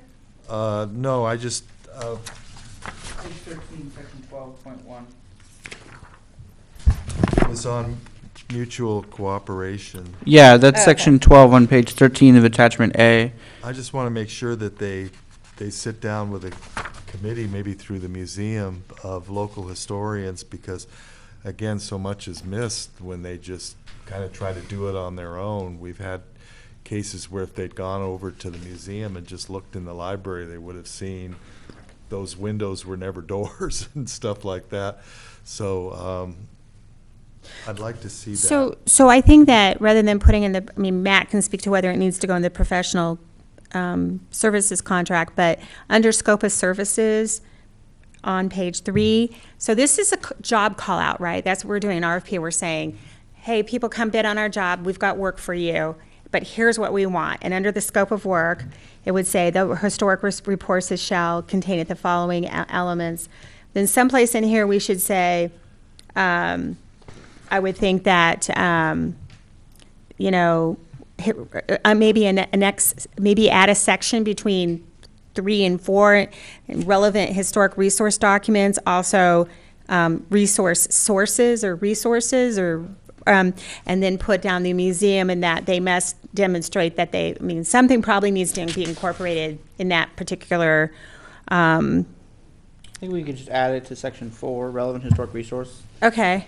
And it may be something like the historian shall consult with the Ojai Valley Museum regarding the property's history. So I ask that you very clearly look at page 3 of 21 and the report, because again, the whole point in developing a scope of what a historic report needs to have in it, these 1, 2, 3, 4, 5, 6, 7, 8 points, is when you are indicating to me that you're somewhat not content with applicants hiring their own. If we get to where we have a nice scope of work called out, we can start, as we're going through the ordinance, et cetera, we can start use this as a template. You want to use your own historic, consultant, you're still going to be using the scope. Because if we control the scope, we kind of control what the information and how it's coming to us. So I think you have to look at this scope and say, does it, this one, a narrative describing the known potential significant historic events, individuals, design features associated with the property based on available documentary evidence. Whenever possible, the significance of the property should be related to the themes and period described in the Ojai Historic Context Statement and the expansion of the relationship to these themes based on new evidence discovered in the property's specific research. Now, that's just what I just think these things are the really key elements, because when we want people bidding on this job to come out and do it, we want them to all be using the same scope, and we want this scope to be what you want to see. We don't want to get a historic report that you're not happy with. This, I can't remember, but it goes through the criteria, and the person would go through our criteria for landmarking. Those 10 or 12 criteria, like was it associated with an important person? Yeah. Right. It all says, that stuff that we would look at to say this is worthy of being a landmark or it's not. an evaluation of the significance of the property in accordance with the criteria of the National Register of Historic Places, California Registers of Historic Places, and the City of Ojai Landmarks Ordinance. If the property is found to be significant under any of the listing criteria, a discussion of the property's existing integrity shall be included in accordance with the NRHP and the CRHP standards. The report shall offer a recommendation as to whether the property's integrity is sufficient to recognize its significance. The report shall clearly state the basis for the recommendation with respect to the property's eligibility under the related federal, state, or city guidelines. I think it's pretty inclusive. Okay. Mr. Winiger did some outreach to some neighboring communities and kind of folded in. We used our template, but he folded in the criteria from what other cities are using. Mm-hmm. And so photographic documentation of the overall quality of the property and key character-defining features, and any historic photographs to support the report's conclusions. You have to have a location map, a listing of primary resources utilized in the analysis and preparation of the report, copies of documents which support the report's conclusion, and a submission of 3 hard copies and 20 hard copies of the final, 3 of the draft, 20 of the final, and draft and final report versions shall also be transmitted digitally so that we have them for our records. So if there's anything that you think we need to add, if you don't, then go ahead. Commissioner. Yeah, I just, when you have when you're in the position of having the historian or the consultant dialoguing with people, I would recommend, and you can just put it in the margin of your thing, a person to contact would be Pat Clark Dorner, because for years she is the one that guided this project, and she knows a lot about the Smith-Hobsons. Do you, Okay, so, That's just yes. just a little help, a little aid. Do you also want us to include as an attachment to this RFP, those same forms that we just used from the Aliso? Did you like those forms, or do you want to do those later on? Do we want the phase one, the photographs to come in on those forms, character defining and a photograph report for each one, or do you want that subsequent to this? I mean, I thought those worked really well. And I think we've kind of refined it up a little bit. So maybe. Those fit the State Office of Historic Okay, Preservation. so we need to attach to utilizing. But I had a couple other questions. One of them Okay. is why the lengthy timeline? I mean, it's 4 months before. You can change that all you want. He just put that, we worked together. He took my template that I've been doing for my RFPs. Well, it just seemed to me that we have 90 days if the person is going to they have to write the report and get permission from us, and here they don't even start their work until 4 months. So if we could cut that back, and then I'm wondering why, as long as we're putting this out, why we don't also include the other property that we voted to do, which was the district office building. Well, you can. This was the instructions we got from the commission, so this is what we did. Let me speak to the deadlines for you, okay? So can you turn to the page that has the deadlines? So today is the 10th. The RFP would be issued the 15th. This is probably what he was thinking, which would be the first part of next week, okay? Because obviously we're not going to get it out over the weekend, and tomorrow's Friday. So he's pulling the first part of this week for us to make any changes that you have the RFP and then issue it, okay?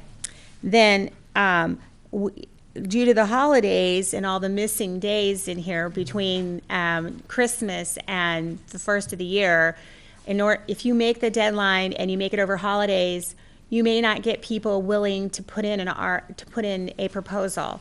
Again, we want to make this to encourage people. We want to get the most people we can get. That's the whole point of doing an RFP. So with acknowledging that there's holidays in there, they're asking for information deadline the 15th. That means if they need points of clarification, they're going to call staff up and they're going to say, hey, you said this, but I don't really understand what this is, okay? And then they're having the deadline on the 29th. There is some room to squeeze that tighter. But remember, consulting firms, if you make it too hard for them, they'll just say, I'm not going to bid on that. I've got too much work, or it's the holidays, or I don't want to get involved in it. So we want to make sure that we're encouraging people to bid. Then the deadline would be the 29th of January. So basically, we're giving a month and an extra couple of weeks, which I think would give that grace period of all the holidays and people not being around. And then we're going to schedule interviews. Now, the reason there's not a specific date down there is because I assume, and I might be wrong, but I assume that that you will want, once we get the proposals in, you are going to want to develop a group of people that sit and review the interviews. That's what we've done before. So I don't know who would want to sit on that. But, and then we'd have to work with their schedules, whether it's myself and Mr. Summers and, the city manager or a couple of people from HPC. I don't know who we haven't talked about who would sit there and do the interview panel for this. We may only get one or two, and we may not have to interview. I don't know. I just don't know. So then once you do the interviews, then we'd all come to some kind of consensus and award it. So obviously there's a lot of flex in there in those couple of months. So you certainly can change that any way you want at this point before we issue it. It's really difficult to change those things once an RFP goes out because Rose is falling asleep. We're TikTok. We're turning into the pumpkin, huh? And so I think that was just suggestions, and I think that's a couple things that you need to talk about is who do you want looking at the RFPs, and what people's schedules are like when it comes back in. But the first three, issuing it next week. Turning around, giving people. That all seems reasonable. That seems reasonable to me and generous. But it would just be nice if we could squeeze a month out of the second part and have them start maybe in March instead of April. Yeah, instead of four, squeeze it into three months. If all the proposals are due at the end of January, you all can sit right now and look at your calendars and say, Well, when we want to have interviews, and you can schedule those the very next week. I mean, it isn't, you know, you have to, if we get a lot of proposals in, you would want to screen. We probably don't want to interview every single person. Right. But chances are we're probably not going to get swamped with 30, 40 proposals, I wouldn't think. No. So, so with that said, you know, you guys can, maybe by January, if we issued this on, I mean, You can squeeze these two together. February, March, and April? That was saying It doesn't say February 10th or March No, it doesn't. 20th. That's what she was saying, Yeah, it doesn't. Because obviously we need to make everyone who's going to sit on the interview panel, we need to have those dates in order before we tell somebody. So, you know, we could just put, can you put on RFP to be announced? The only deadline in this list that has to be stated when the RFP is issued is the date the responses are due from the proposers. And the Everything else can be modified. And the request for information. Right. The request for information, they have a deadline where they can ask questions and get additional information, because we have to get, in order for the proposals to be competitive, if one person asks a question, it's assumed that that's a question everybody would have, and you send that information out to everybody. Do you follow what I'm saying? Right. We want to make things equal and fair, and a fair playing field. So I think what we could probably do is collapse the interviews and the award date, collapse all that into February. Yeah. That buys a month. If we could do that, and I would just leave it up to you, and we can decide at our next meeting who's going to sit on, from our group, on the interviews, and who's available. And then would it help to attract applicants if we did have that they would be working on the two? Because we were budgeted for 2 RFPs and, or 2 reports. Do you want them all in the same RFP? Well, would that, I'm asking you, would that be something that would attract more Probably. people to know that they're going to be doing 2? Probably, because there's probably some economies of scale, so someplace, I don't know where, but probably if it's an outside firm and they're having to drive into Ojai and spend time at the museum, you know, it's one trip in, talking about both We wouldn't have to go projects. through this process twice of No. finding someone. And you could interview the same time. I would assume that makes reasonable sense. So, So we're not precluded by grouping them together?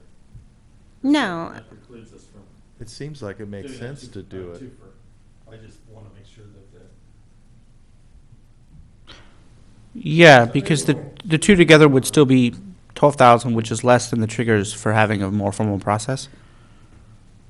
So, yes, I think. So the only problem with putting them together is that we don't have any of the information on the chaparral. I assume that's the other one you want. Well, that's the one they vote, the commission.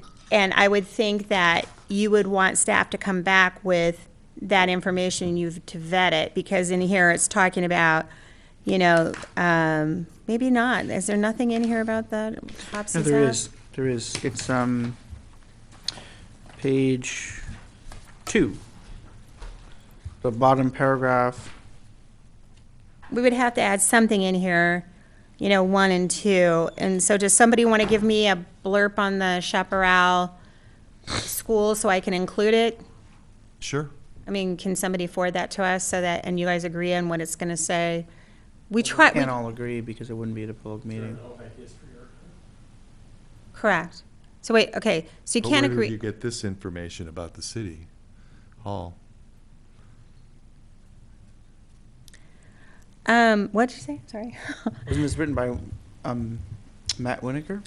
Well, yeah, I think he did. I think we pulled stuff from old files, et cetera, I think is, I think we could pull some stuff pretty quickly on the, okay. You don't want to see it as a group, though, before it goes out? That's my only concern. I don't think so. Okay. It would just be basic stuff, like, One of the buildings at the Ojai School District, the one that's closest to Montgomery, on the corner there of Montgomery and Main Street, that additional part is not historical, where the superintendent's office is. But the next square building with the tile around it, that's the original kindergarten and school. Was the first building. right. But they would examine the whole thing and the history of all those buildings, and, because there was a sequence on which they were built. I think their review would be limited to the one building, was my understanding. The council's approval was it limited the budget authorization to just considering the main, that main school building. Point be to have them evaluate it and come up with the historic nature of the complex, because it all was built over a course of just a few years, except for the building way in the back. No, on the corner. On the corner of The kindergarten. the kindergarten building, but that was built in the Way back. 50s. It was in the late 40s, maybe Yeah, even. WPA. So I think that you have to keep in mind the budget you have for these reports, and the bigger and the more expansive you make it, probably you're not gonna come in budget, I don't know. I mean, so why don't we, write a scope that, I guess what we do is just ask for a proposal. We're gonna have people, the way we're gonna do this RFP is we're gonna say you can either propose on item A, which is City Hall, item B, which is the chaparral, or you can put them both together and do them all, both, correct? So we want a price for one or two or both together. Okay. Is that how we want to do it? I just want to make sure that at some point, if the chaparral comes back and it's too high, because we're doing a big property and lots of buildings, and that you have a decision to make on that then. That's fine. Does that make sense, Matt? That makes sense. It allows you to select. Open-ended right now in the. Okay. Ojai Elementary. And once we get the proposals back, we'll have a sense of where we are on the math, because right now we're operating under some conditions of uncertainty. So Well, I when think would you need this little brief description? Yeah, well, if we're gonna go with December 15th for the RFP, then I would need it, by Monday to put in. Okay.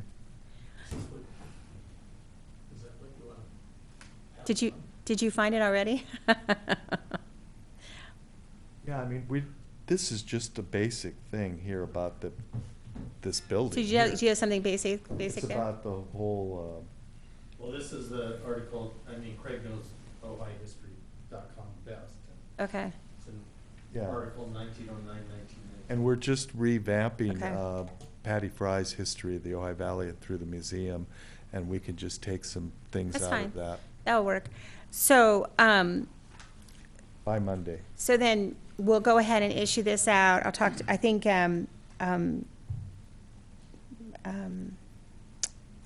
that's doable with what we have here, and then we'll send it out. I'm not sure if it got included or not. I'm looking at this and I'm thinking not, but Matt, and I think that's probably an error on our part, but do you have a listing of, do you have a preference on the list of historians it goes to? What I had given Matt was a list from Santa Barbara has a list, San Luis Obispo has a list. There's a set number of firms north of us and a set number of firms south of us. Not many right here in Ventura and Ojai. So we were going to take, we were pretty much going to go up to about the middle of this, like along the coast, and maybe as far up as like, a Tuscadero or Morro Bay or something like that. So that's kind of like the cutoff, and then as far down south as some of the ones like Pacific Palisades, that kind of area. But to go too far north all the way up to San Francisco, I think it's just overreaching. Do you still have the curriculum vitae, that one I gave you that was the speaker at our USC program? And Can you forward it to me again, and then I'll give a list. okay. And so if that's fine, that was the intent of, I thought the list was in your packet, but I don't see it here, but, so the intent was, to pull up those lists that were already vetted by San Luis Obispo County and Santa Barbara. I see no reason to create our own list, If they vetted them, they're probably good, but only go what seems geographically reasonable, that somebody would want to come here to do work. Okay. And then I think I could also I don't know if Sean up at the state would have anybody else he would add. Oh, maybe so. So I can always call him and find that out too. But I think that's kind of where I'm going with the list of people we send it out to. I think the more you send out, the better. I don't want to preclude somebody just because of some arbitrary reason. I think they don't want to You know, if they're looking, sometimes we get firms that are willing to do work in really small communities because they just want to expand their presence in different areas, you know. And this, right. It is. It's a nice, well, gee, that's a good reason too. It's a nice place to go on a junket, isn't it? Yes. Nice place to itemize on your resume, too. Mhm. Yes. And this, Go ahead. the city will of course review proposals from any firm located anywhere in the state. Right. City does not discriminate in No, we location of firms in selecting its proposers. Of course, the familiarity with the area might allow an applicant to present a better proposal than one who is not familiar with the city. Well, I was thinking of this Sion, who was our speaker at, I don't know if she was the day you were there, but she's done 2 historic tours to Ojai, so she is familiar with. We're going to try to make it all-inclusive, like I said. Yeah. The more the better, I would think. And it'll of course be posted on the city's website as well. Right. All right. And just to let you know that we recently did get one firm reaching out to us wanting to get on a list if there was ever any work. So, you know, that also is an accepted way to reach out to a city. So with that, I think I've got my direction on this, and we'll move forward, and then I guess we just have the I'll last. send that to you Monday. That would be great. Thank you. Okay, the next item is the Historic Resources Report on the Old Olive Mill. And I just want to point this out. We gave this to you as information only. This project is in the very early stages of being reviewed by planning staff. We don't really want to get into the details on it because we're still really early on, but I don't know how this popped up so much on the radar, but it's very early stages in discussions. They've just now submitted for their review. So I wanted to not make the same mistake of not giving you information like we got on the AT&T, so we just put it in here. Well, yeah. Both of the other 2 that had popped up, the 3 historic sites of merit that came up on the radar since our last meeting were covered here. So, Okay, good. thank you very much. You're welcome. Okay, so this is for information only. You take it, and if you feel the need that there's something inadequate, not correct, or thank you. Anyway, so please send me an email on it, and I will ask for corrections to the historic report. Oh, okay, But because I found quite a few gaps. Did you? Okay. This is site of merit or a landmark? Site of merit? I think it's a site of merit. Yeah. It is on a the site of sites of merit. merit. But not a landmark. So, okay, then those comments would be helpfully appreciated, and I'm sure whenever they get around to actually applying, the planning commission will be But if they're interested to getting hear a those projects. discretionary report, isn't there something in CEQA that requires that if they do have a historic resource, that they do a EIR on it? No. Not necessarily. It requires that they evaluate the historic nature of the property and that they prepare a historic resources report by a historian. But this is a It good wouldn't example of that. necessarily trigger an EIR. Of that problem, because the very same firm did our survey, and they listed it as historic, and it is historic. Potential. Historic potential. Exact potential, but that's what CEQA says. If it's a potentially historic building, it needs to be reviewed, not if it is a landmark. It just says in there. No, that's why they did a phase 1. Right. They did a phase 1. I mean, as you see, this was April 2014. This report is old. Right. Because when the But first. that's why it's so important that these Mhm. be reviewed by the commission, because these reports are being written by the same firm now says it has no historic value. It isn't a potential landmark. It has no So- significance. But then it was already said that it did have it, and it seems like your Historic Preservation Commission is the natural place to come and say, okay, is it historic or not? He's saying in this report it is. In this one he says no, but he's being hired by the applicant. So I think there's a couple of critical language points to keep in mind, and not to overly belabor the point, but the previous report, as I understand it, I have not reviewed it in detail, it said that it may be significant, not that it was significant. Now he's looked at it in greater detail and has found that it is of less significance. Well, it put a number 1 on it, which is you know. Okay, so let's talk about this for a minute. This happens to my staff all the time in various areas, okay? And it is true that even in many things that we do, we get one professional that says one thing, and we get another professional that says something else. I have done a lot of peer reviews in my department since I've been here because, obviously, I'm getting people drawing conclusions that I can't come to the same conclusion.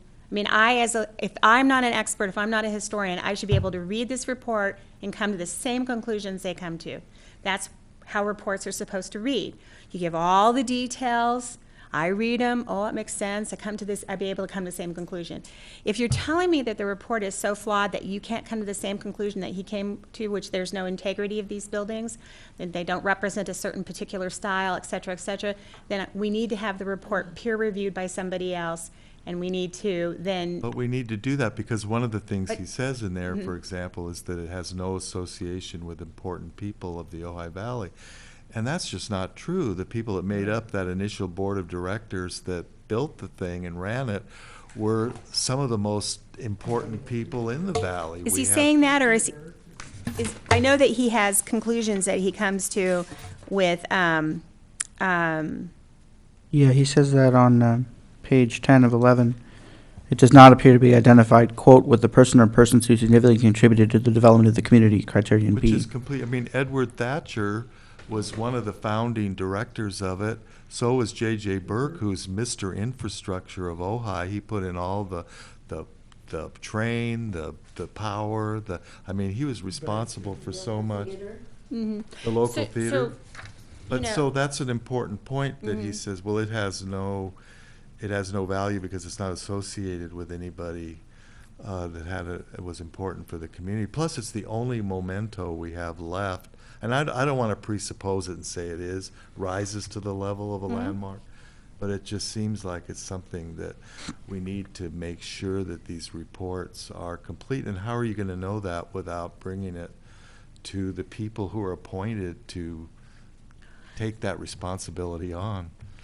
Well, again, these people that, I'm just going to belabor this point. These people that provide these reports are professionals. That's what they do for a living. They are supposed to have integrity and follow the scope of what's given them. And you're supposed to, where there's subjectivity, of course there's subjectivity, as there are in many professions. But if you're telling me that this is not correct and we need to have a peer review of it, we can do that, charge the applicant for a peer review. But again, I just want to make it very clear that I don't know how I'm going to get these up to you and get you to take action on them because it's not a landmark property. Right. I know, but it's a I understand. Potential landmark. Nothing in the code forces this to be reviewed by you, is what Kathy's trying to say. CEQA requires that the city evaluate it for historic resources, but not that evaluation be performed by the Historic Preservation Committee. CEQA's requirement is that the city, meaning the city decision maker, which by code is the Planning Commission on what I understand is their proposal, the Planning Commission has the power to refer it to you for your review and comment. Certainly, so that would be a vehicle, ask the Planning Commission to refer it back to you. It sounds like, based on the discussion of this report, it would be appropriate to have a second historian look at the issue, perhaps one under contract with the city, that would provide that. CEQA allows the city to rely on consultants if their consultants' information is supported by substantial evidence. It does not require that the city only rely or always rely on its commission, on the Historic Preservation Commission, in the context where the code does not require that the Historic Preservation Commission speak on an item. This goes back to what we were discussing earlier about if you want to be able to look at every side of merit, the code has to be changed to require that. Okay, and that's what we're trying to do. We could go to the Planning Commission when it's on their agenda and speak. Yes. Okay, but let's understand this. Okay, that now that this has been brought to you for your information. If you have concerns with it, I wish you would forward those concerns to me so that I can incorporate those in my review. I'm not working specifically on this project myself, but we can incorporate those in the CEQA. Now, the CEQA thresholds are different than the ones that that you're talking about for landmarking. I know, yeah. Yes. So if the threshold is, as this person said, that there is not, it doesn't meet the test of a historic landmark, it couldn't be landmarked, it doesn't have integrity, it doesn't have this, then I can't then somehow make it a significant impact that this person is going to either demo it or alter it on the outside. That's what I'm saying, that you have to understand that we are, No, I understand the position you're in. but Right. I just appreciate seeing it so that we can point out to you that there are some gaps and some errors in it. And there were some people they probably should have contacted who would be able to tell them whether they did or not. Well, I know they didn't, but anyway, I'll write And that. I think that I can forward those to Mitch, and that Mitch will change this report to reflect any new information, knowing how he is. But that doesn't preclude me from having peer review. Like I said, I think I've done more peer reviews since I've been here than anybody's ever done before me, because, clearly, people have to know that when they're writing a report, it's going to have to stand up to a challenge. That's what these reports. Right. That's the standard these reports should be coming in, is that, there might be some subjectivity to it where there can be, but generally speaking, they should stand a test of getting peer reviewed. And the other point to note is that even though the code doesn't require that this be brought to you, we brought it to you tonight, in part to have this conversation. Yeah, no, that's great. Can we have some sort, repeating what Commissioner Boggs said, is there some way that, other than speaking before them, because that almost seems like it's too late, is there some sort of communication that you could advise the Planning Commission that the Historic Preservation Commission does have some concerns? Well, I want to say that this particular project, I think, has been to Planning Commission and concept review 2, 3, 4 times. I'm not sure, a lot. Okay, way before even I came here, it went to them. So this is, I can certainly put. They're not going to come back in for another concept review because they've done 1 million of them. I mean, I think they've done 2 or 3 or 4. I'm not really sure how many, not 1 million. I think the staff report that would go to the Planning Commission for when it comes for actual approval could incorporate those concerns. But I do think that the point is well taken. It's too late. I think you need to tell me your concerns about the report. If you want to say your recommendation is that you have it peer reviewed, I'm happy to suggest that and pursue that avenue. Faulty information in the historic report. And I just need to know, I just think if you're just recommending as a body tonight that this be peer reviewed, then we'll take that under consideration and make sure that, I believe that there wouldn't be a problem with getting him to do a peer review. Again, I take a certain amount of this information. I've looked at these historic reports since I've been here, and I've been highly critical of them because I'm the one that has to defend them when I come before a decision-making body. Right. And I've, irritated a few of these historians because I'm like, I needed to really, stand up to scrutiny. So I'm fine doing it. That's not a problem. But I think that's where we are right now. And like Mr. Summers says, making sure that we change the ordinance to give you more power. If approved by the commission and the council. Right. And I just will say this, for instance, the house, the Fairburn house, I don't think when they did the sites of merits, a person could even get back there. I think it's secured.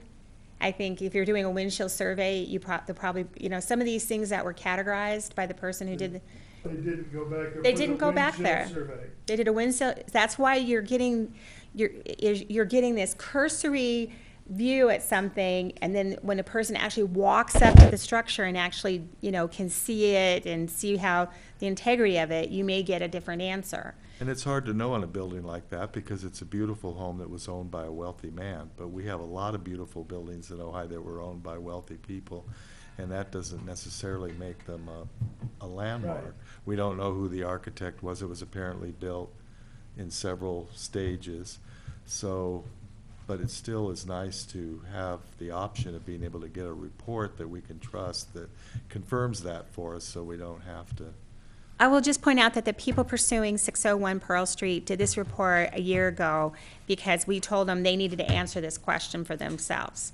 They kept on asking, you know, should we retain it, should we not retain it, et cetera, et cetera. I said, well, you need to find out for yourself how historic that property is and does it qualify to being landmarked and being saved. I mean, this It would be nice just to this have was the their due conversation diligence. with them and say, maybe it would be nice if you restored this building. It would be something, I mean, maybe not, but.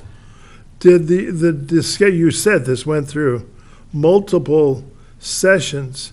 Was the hang-up over its historical value? No. The hang-up over the property is that it's along the frontage, it goes into kind of a dead-end area where the street was going to punch through, and whether the city would own that land or whether they would buy that land from the city, how access back to the bikeway that was the railroad tracks, you know. Right. You know, how many lots, how they front, generally speaking, you know. Density? Yeah, really, they wanted, like so many people, they wanted to have the highest number of properties they could have, but then they wanted to do, you know, condo, townhouse kind of type thing, or a condominium, shared lots, maintenance agreements. For the number of properties that they are actually physically cutting out of this land, that then becomes a huge financial burden, you know, developing, you know, the white paper and all the CCNRs and all that type of stuff. I don't think they knew that until we kind of went through that with them. Do you know what I'm saying? Yeah. I mean, it sounds good to have kind of these kind of private streets and driveways and everything and people sharing and maintenance and all that stuff, but then somebody, you know, you have to have agreements and lawyers, et cetera, et cetera. So those are kind of all the things that they had to flush out, and they've over time, they've bought the land from the city and deeded back an easement for the street that goes through. And they've just been, and, you know, they're local people, so, you know, they do this as their other work permits. So it's just been kind of, you know, but they're very interested in being a good member of the community and listening to what people have had to say. That's why they did this report, so they would know once and for all what they needed to do with that building that's in the middle. I mean, I believe it's all in good faith that they're doing this. Okay. They're not outside developers. All right. Is that property, that whole property that's on the corner, the house is, which is on the east end, is just on the side? I'm trying to figure out how they're gonna build all that, looking at Google Earth. Well, I Do you can. know what size the property is? Not the top of my head, but I'd be happy to send you the proposal that they have for their tentative map and everything, if you're That'd be interested in good. actually knowing the layout. That'd be great. So I can do that. Okay. Like I said, we're just in the early stages of actually getting the whole project moving forward. We haven't done the environmental review on it yet. So I'll do that. I'll send that out to you if I can remember. Maybe I should write on my hand for tomorrow. Okay. But I'll do that. And then, again, I just think that we'll do the best we can to keep you informed on it. Okay, thank you. Okay. I have one last thing on it. Oh, okay. Now, to clear up the question of monument, I was thinking about, based on the report that Mitch and Judy did, about the significance of the buildings that are there and whether it's historic or not, or if it lacks the integrity. I would just like to kind of throw this out just for your imagination and to you sleep upon. Suppose we decided, or it was decided that this building lacked the integrity and would not qualify as an historic landmark property. I would like to advance the proposal of what would there be wrong with our commission to establish a monument in front of it. In a lot of places, they just have Paul Blatz has talked about this often over the area he was from, And you certainly have seen it in other areas where there would be a steel pole and a sign that says, here is the site that such and George Washington has left here and all that. And I think that it would have the integrity of, it was there. And if they put condominiums, it's the pole with that information for the historians, it would be there. We wouldn't be dealing with Mills Act, or we wouldn't be dealing with some of the other headaches that we have. And this would be a monument. And I think that they were long overdue for a monument at the site of the old depot in town. And there's about 3 places or other places in town where we could add these or have a division of our landmark spots that could be simply these monuments. Isn't that what we have as a site of interest? Well, yeah, but there's no We don't designation. have any, but we could, but it's in the code. It's a code, it's in the code that. Well, it's something to explore, and it's an idea, and I hate to see it just this place, which was an important commercial center for Ojai with the olive production, and I did like the part of Mitch's report that talked about the history, and I really liked the pictures that they had in the report. But I hate to see it just disappear, and because it would appear on your slideshow of, do you remember when?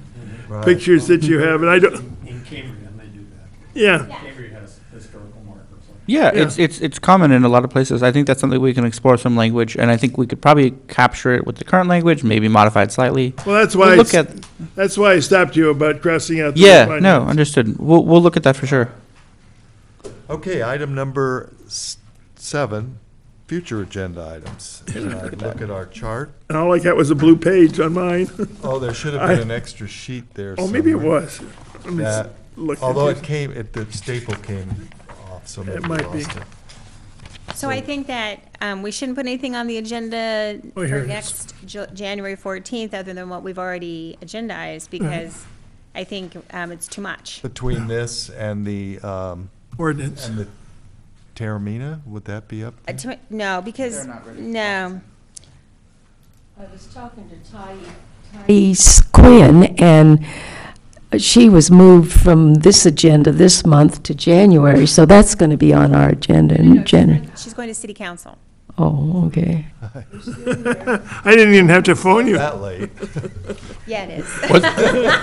Didn't we Council approve goes till Thais? midnight. What? We're- Didn't we approve Thais? You did. What Rose is referring to is that because the city council agendas have been really full with the vacation transient rentals, et cetera, et cetera. Yeah. The mayor dictates the agenda. He pushed Thais's, The her, recognition, or? no, Oh. for final approval of the Oh, landmark okay. to the January Okay, meeting. okay. And, I you know, thought I don't- missed don't some think- controversy. No, I don't think that they're very, I don't Okay, think good. the Quinns were very happy with that, but we didn't have, staff didn't have any control over it. So it just, like I said, we're all been very busy and there's been a lot out there. So, so that with that, I just think we should leave the text amendment. The reason we put, the 2 on that we had tonight, which kind of filled up the agenda, was because, Mr. Shimshiri's been going for a really long time. Right, right. He changed going out of the country travel plans for this meeting, and I wasn't about to tell him he wasn't going to go. And then the Fairburn Estates, we were somebody coming wanting to come before you for their opinion. We're going to get them here. We want to accommodate them. We want to encourage that as much as we can. That's fine. That's the only reason we filled your agenda up and made You did. Rose stay here so long tonight. All right, moving along with that, can you go into your planning report?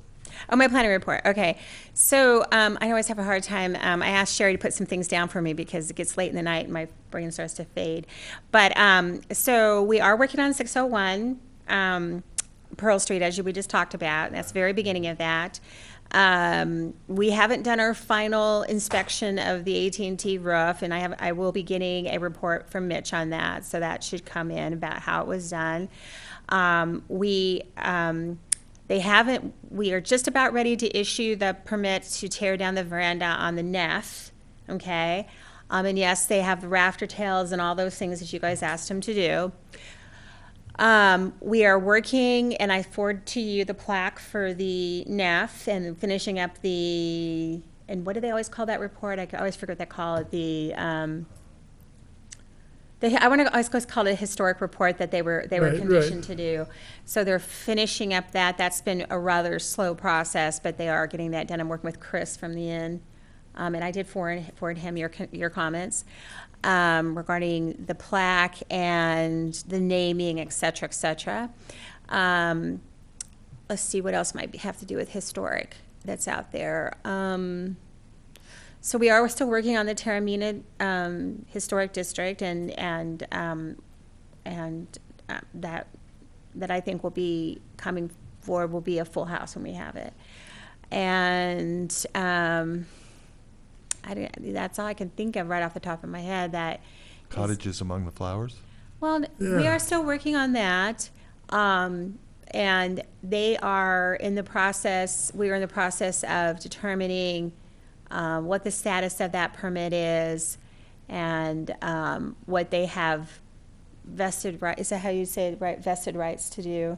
And so that's something that the applicant, was sold. They have new owners now, and what he has the vested right to build and what he doesn't. So, and I think the same owner now owns both of those right next to each other that are Cottages Among the Mallory Flowers. Way, And Mallory Way. And I think that's kind of it. At one time there was some concerns about the historic nature of the 334 East Ojai, which was the old Thomas Aquinas. I had heard the rumblings from somebody. The what? The old Thomas Aquinas thrift store. It's now for lease, I think. And they are going. There's a proposal to come in and modify that for some outdoor dining and change the whole exterior. I mean, the one on the corner. No. Oh, the one where the gap is, where the gap is that goes up? Next to Bonnie Lou's. Thank you. Bonnie Lou's next To to Bonnie the, Lou's. Oh, that, okay. Board of Realtors. Right. So I don't know if that's on the sites of merits or if there was just some concern from people. I don't The know. only concern I think we had is it's like right next to our arcade, and so Right. being in the environment in the downtown historic district, well, it's not a historic district, but it's a, what do you call it, theme, a redevelopment theme area. Right, redevelopment area. We would like to be able to look at and make sure it's compatible in Yeah. a way with. Okay, so again, we're going to get into that difference in the language. You can look at it, but for you to make a determination on whether it's compatible or not, that won't be coming to you for that determination. It will be going to Planning Commission to see whether it meets the. I mean, it's just not it's not on the side of merits, and it's not a landmark. Then it's not going to be coming before you. I can send you the information of what they're doing, because it is going to very much change the way that gap looks. And that proposal also includes. Well, I'm not saying that we would be opposed to it. I'm just saying that, like at other times when they put things in, like even those signs in the middle of the road that were, Right. they brought it to us and said, "Do you think this is going to interfere with detract from the look of this historic building right here?" And we had a chance to weigh in on it. I will forward it. I will forward, like, again, I'm going to say this. When somebody is asking for your opinion and willing to work with you, I get them here as soon as I can possibly get them. That doesn't mean everybody I work with has that same opinion. But I will forward, I'll forward the information of what they're proposing to do so that you kind of know. We own that. So just to give you a brief overview, there's the building, there's Bonnie Lou's, there's the gap. We own part of that gap. They bought part of that gap. They want to flip the gap, flip the property ownership so they can build a 20-foot wide outdoor dining area that goes all the way back to the back. Who Bonnie Lou says? No, this is the guy that owns, One that owns Yeah, and I think And you the key sent us to- something about that already. did I already? Yeah. Okay, well, there you go. And the key to keep in mind on this project is that because his proposal requires exchanging land with the city, namely the Planning Commission and the City Council, have a much greater power to approve or reject a project because we're not in the realm of purely dependent on the land use entitlement standards, because his proposal requires buying the city's land, and the city does not have to sell its land or exchange its land. So the city has a greater power, meaning that even with that provision, the code would not permit staff to automatically take him to you for a review, but the Planning Commission or the City Council has the power to refer him to you, regardless of what the code says, because again, the hook is that his proposal requires city land.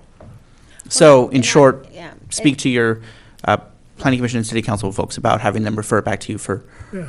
review. So it's a very unusual situation. It's a little bit out of the box. We've never done anything like this before in Ojai, so, it's a different process. So we can, and I think that's probably all we're doing right now, but as soon as I say that, somebody will come up with something more that involves you in the historic, we did take just recently a concept review for the bowling alley. I don't think the bowling alley is historic, but maybe you guys think it is. It might be older than 50. No, I think it was built in the 80s or the 70s, right? Oh, no, it was earlier than that. Or was it? That particular project may not be returning. The Planning Commission was less than thrilled. So anyhow, I do advise you to check out the agendas for the Planning Commission and City Councils, where you can do that online. There's hyperlinks to everything. Check and make sure that you're getting all the best and timely information on what's going to those commissions. We'll try to bring you these things as we only meet once a month, so it's really hard, sometimes, because we're going a little bit faster than that, the Planning Commission. And I believe every commissioner receives a copy of every other agenda by email. At least that's. Yeah, we have a link. Yeah, that's what's been explained to me. So, yeah, it should be available to you. And in the agenda that you get for Planning Commission, there is always this upcoming meetings and pending projects, and there's a long list of them there, and you can always look at that long list to look at the addresses that are there, to see if there's anything that interests you, and then I can bring that. You can shoot me an email that I can bring it back the next time. I'm just hoping that this new changes will somehow take care of a little bit of that disconnect between the. You mean the ordinances? The ordinance Yeah. between the commissions, because, there's probably 90% of what the Planning Commission does, I would have no clue how Right. to make those decisions, because we don't have to make them. I don't know what half those things are that they do. But then we have this one little special area where we're trained, and we've been doing it, some of us, for, 50 years? And, Well, I think another thing that's really important is just getting the community to understand what they have. I know that, lots and lots of people don't understand what it means to have a building that's over 50 years old, and whether that we're going to look at what you're doing to that building, and what, and so I think a lot of people just don't incorporate that into their timeframes. So they come in, I'm always hearing this, well, I didn't know, now you want me to do what? I think that's part of, it's not just getting it before you, it's actually just getting the whole process to incorporate that. We're all, just like how we did with the NAF. I know no one but at the time it's historic, so we need to make sure that everybody's understanding, and part of that is like just getting it out there about properties, and which I think is very good, because you've said earlier tonight, we published the sites of merits, and we've had a couple different meetings on it, so people should know their properties on the sites and I of like our merits. process of evaluating the buildings before they come before us. Mm-hmm. Okay, we have our commission comments. Yes. Rose? I, Commissioner Boggs? I'm going to take 1 minute, so listen carefully. On Ojai Day, we had over 300 visitors. We closed down at 2 o'clock. The weather was beautiful. When I went down early, there was no table, no pop-up tent, no chairs. But there were 5 hefty bikers from Oxnard at the jail. So I got them to help me open it up and set up the stuff. the rec department staff came by and someone said, "Do you need help?" And I said, "Well, we didn't get our table and chairs or pop-up tent." So he got those, the table and chairs right away, no tent. Then Brian Roney came, and so when he came, I went up and put the 3 jail signs up. And then when Brian Akins came, Brian Roney left, and during that time Brian was there, two of the 4 flashlights were stolen. Did you leave the other 2 in the box? I have the other 2. Okay. Reuben had worked and cleaned as much as he could because he had been spending all his time up getting the playground fit. And actually, the only thing that he missed was one big black widow spider in the jail. The police car, as always, was a big hit. And I would like a city letter sent to Dwayne Bowers to thank him for bringing his police car, which he brings early in the morning and parks there. And that's always a big hit. Also, this year I got some badges for the kids, little sticker badges, and we handed out fans. When I went up to the end of the shifts to get the jail signs, instead of 3, I only found 2, so somebody stole one of those jail sign posters. And last but not least, this will be my last meeting. I am retiring.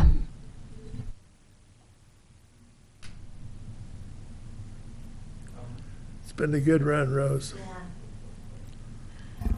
And Rose, thinking of you when I was in the Alcatraz store on Pier 39, I bought a Alcatraz striped shirt to wear on Ojai Day.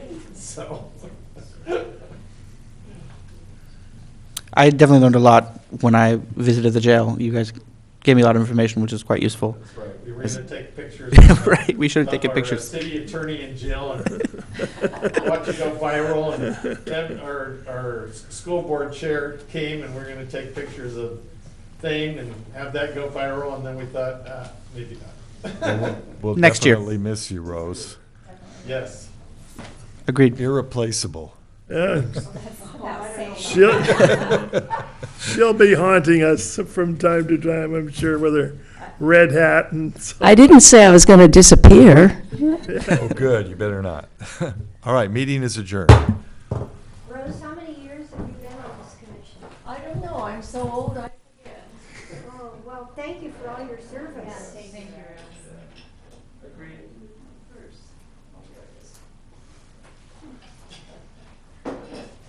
Okay.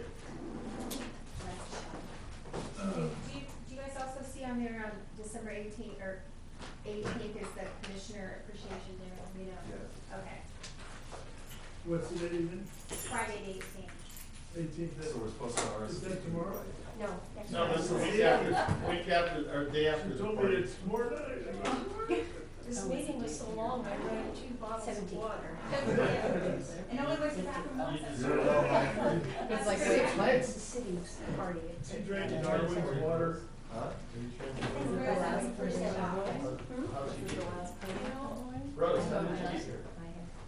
Tonight I drove my granddaughter to John car. We traded I cars. think you weren't driving anymore. She said, well, on Sundays, I get rid of my car. She's supposed to get rid of her car and I give her mine. Oh, okay. Then I won't be driving. Okay, I just wanted to make sure you had a way home. Thank you. You sure you didn't want down the road first? I'm purposely going all the way through Santa Paula and around. Just give you that time, Rose. I know. That's for sure. So, do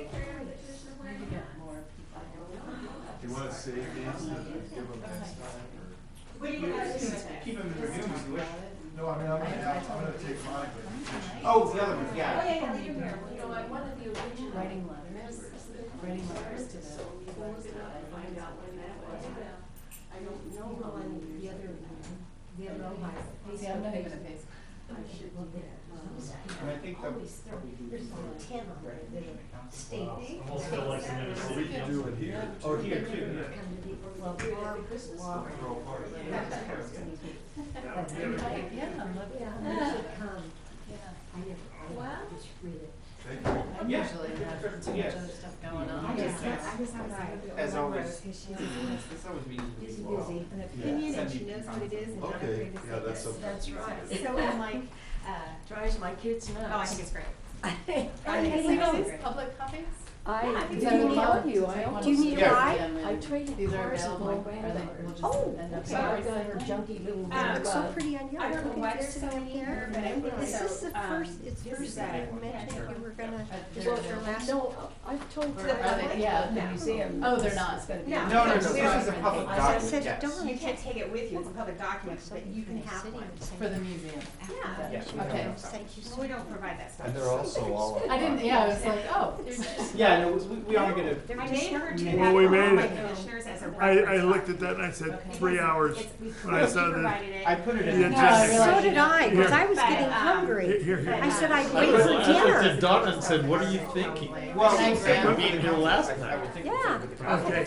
It's gonna have to go in the. We'll get the car and I'll It's gonna wait. go in the council packet as well. it's across the street. I know. Right, Where- but my what- commissioners. Just like you bring did. it right up? No, like you, where you left me off. Electronic version, so I made her make. Oh, yeah. I contacted the. No, I'm gonna keep the final. I contacted the state. What I want them to do is keep this for reference always and not just put it for this agenda, the next agenda, and then throw it away. Yeah, no, we should. That's what I was gonna say. So you guys are gonna use those copies? Because if not, I'd just grab them for the museum, put one in collections, put one in live. That's fine. Well, you can do that. Okay. I don't think that making it available to the public is a bad thing. Oh, no, No, yeah. Yeah, I'd love to have it in our library, so I don't think we'd Just have a take- printed copy and it saves us our resources. Yeah, that's why I didn't print it out.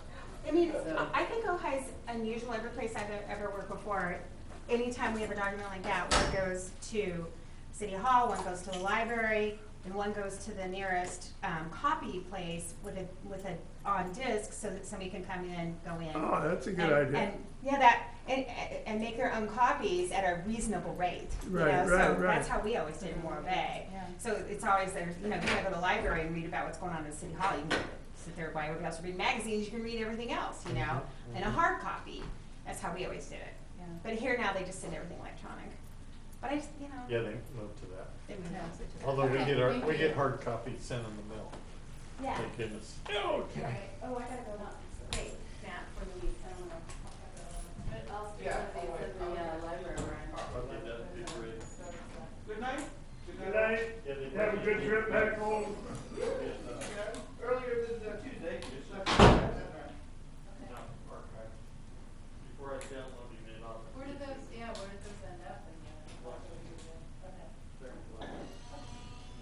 Turn off the copy. Oh, shoot. We're still playing live, huh?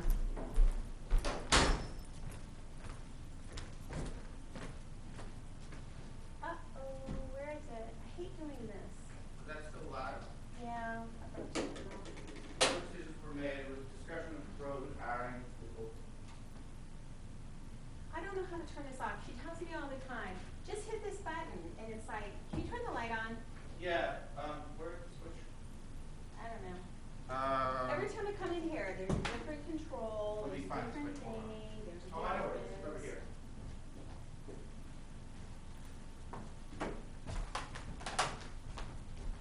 Oh, I can do it this way. Oh, I can still see you. There's a little bit of light. What's the theory on having Jeremy here counsel but not the other nights?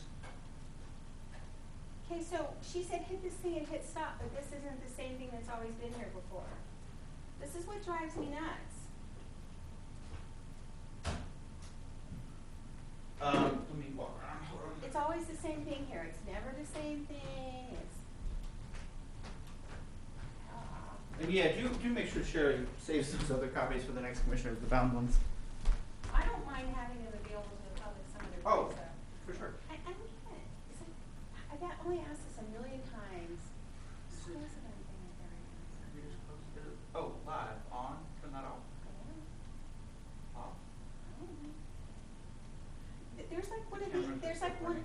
there was one of these things that you just hit off, but I don't see her. And she turns it on. I said, leave me instructions on how to turn it off. That one? No, it wasn't like this either.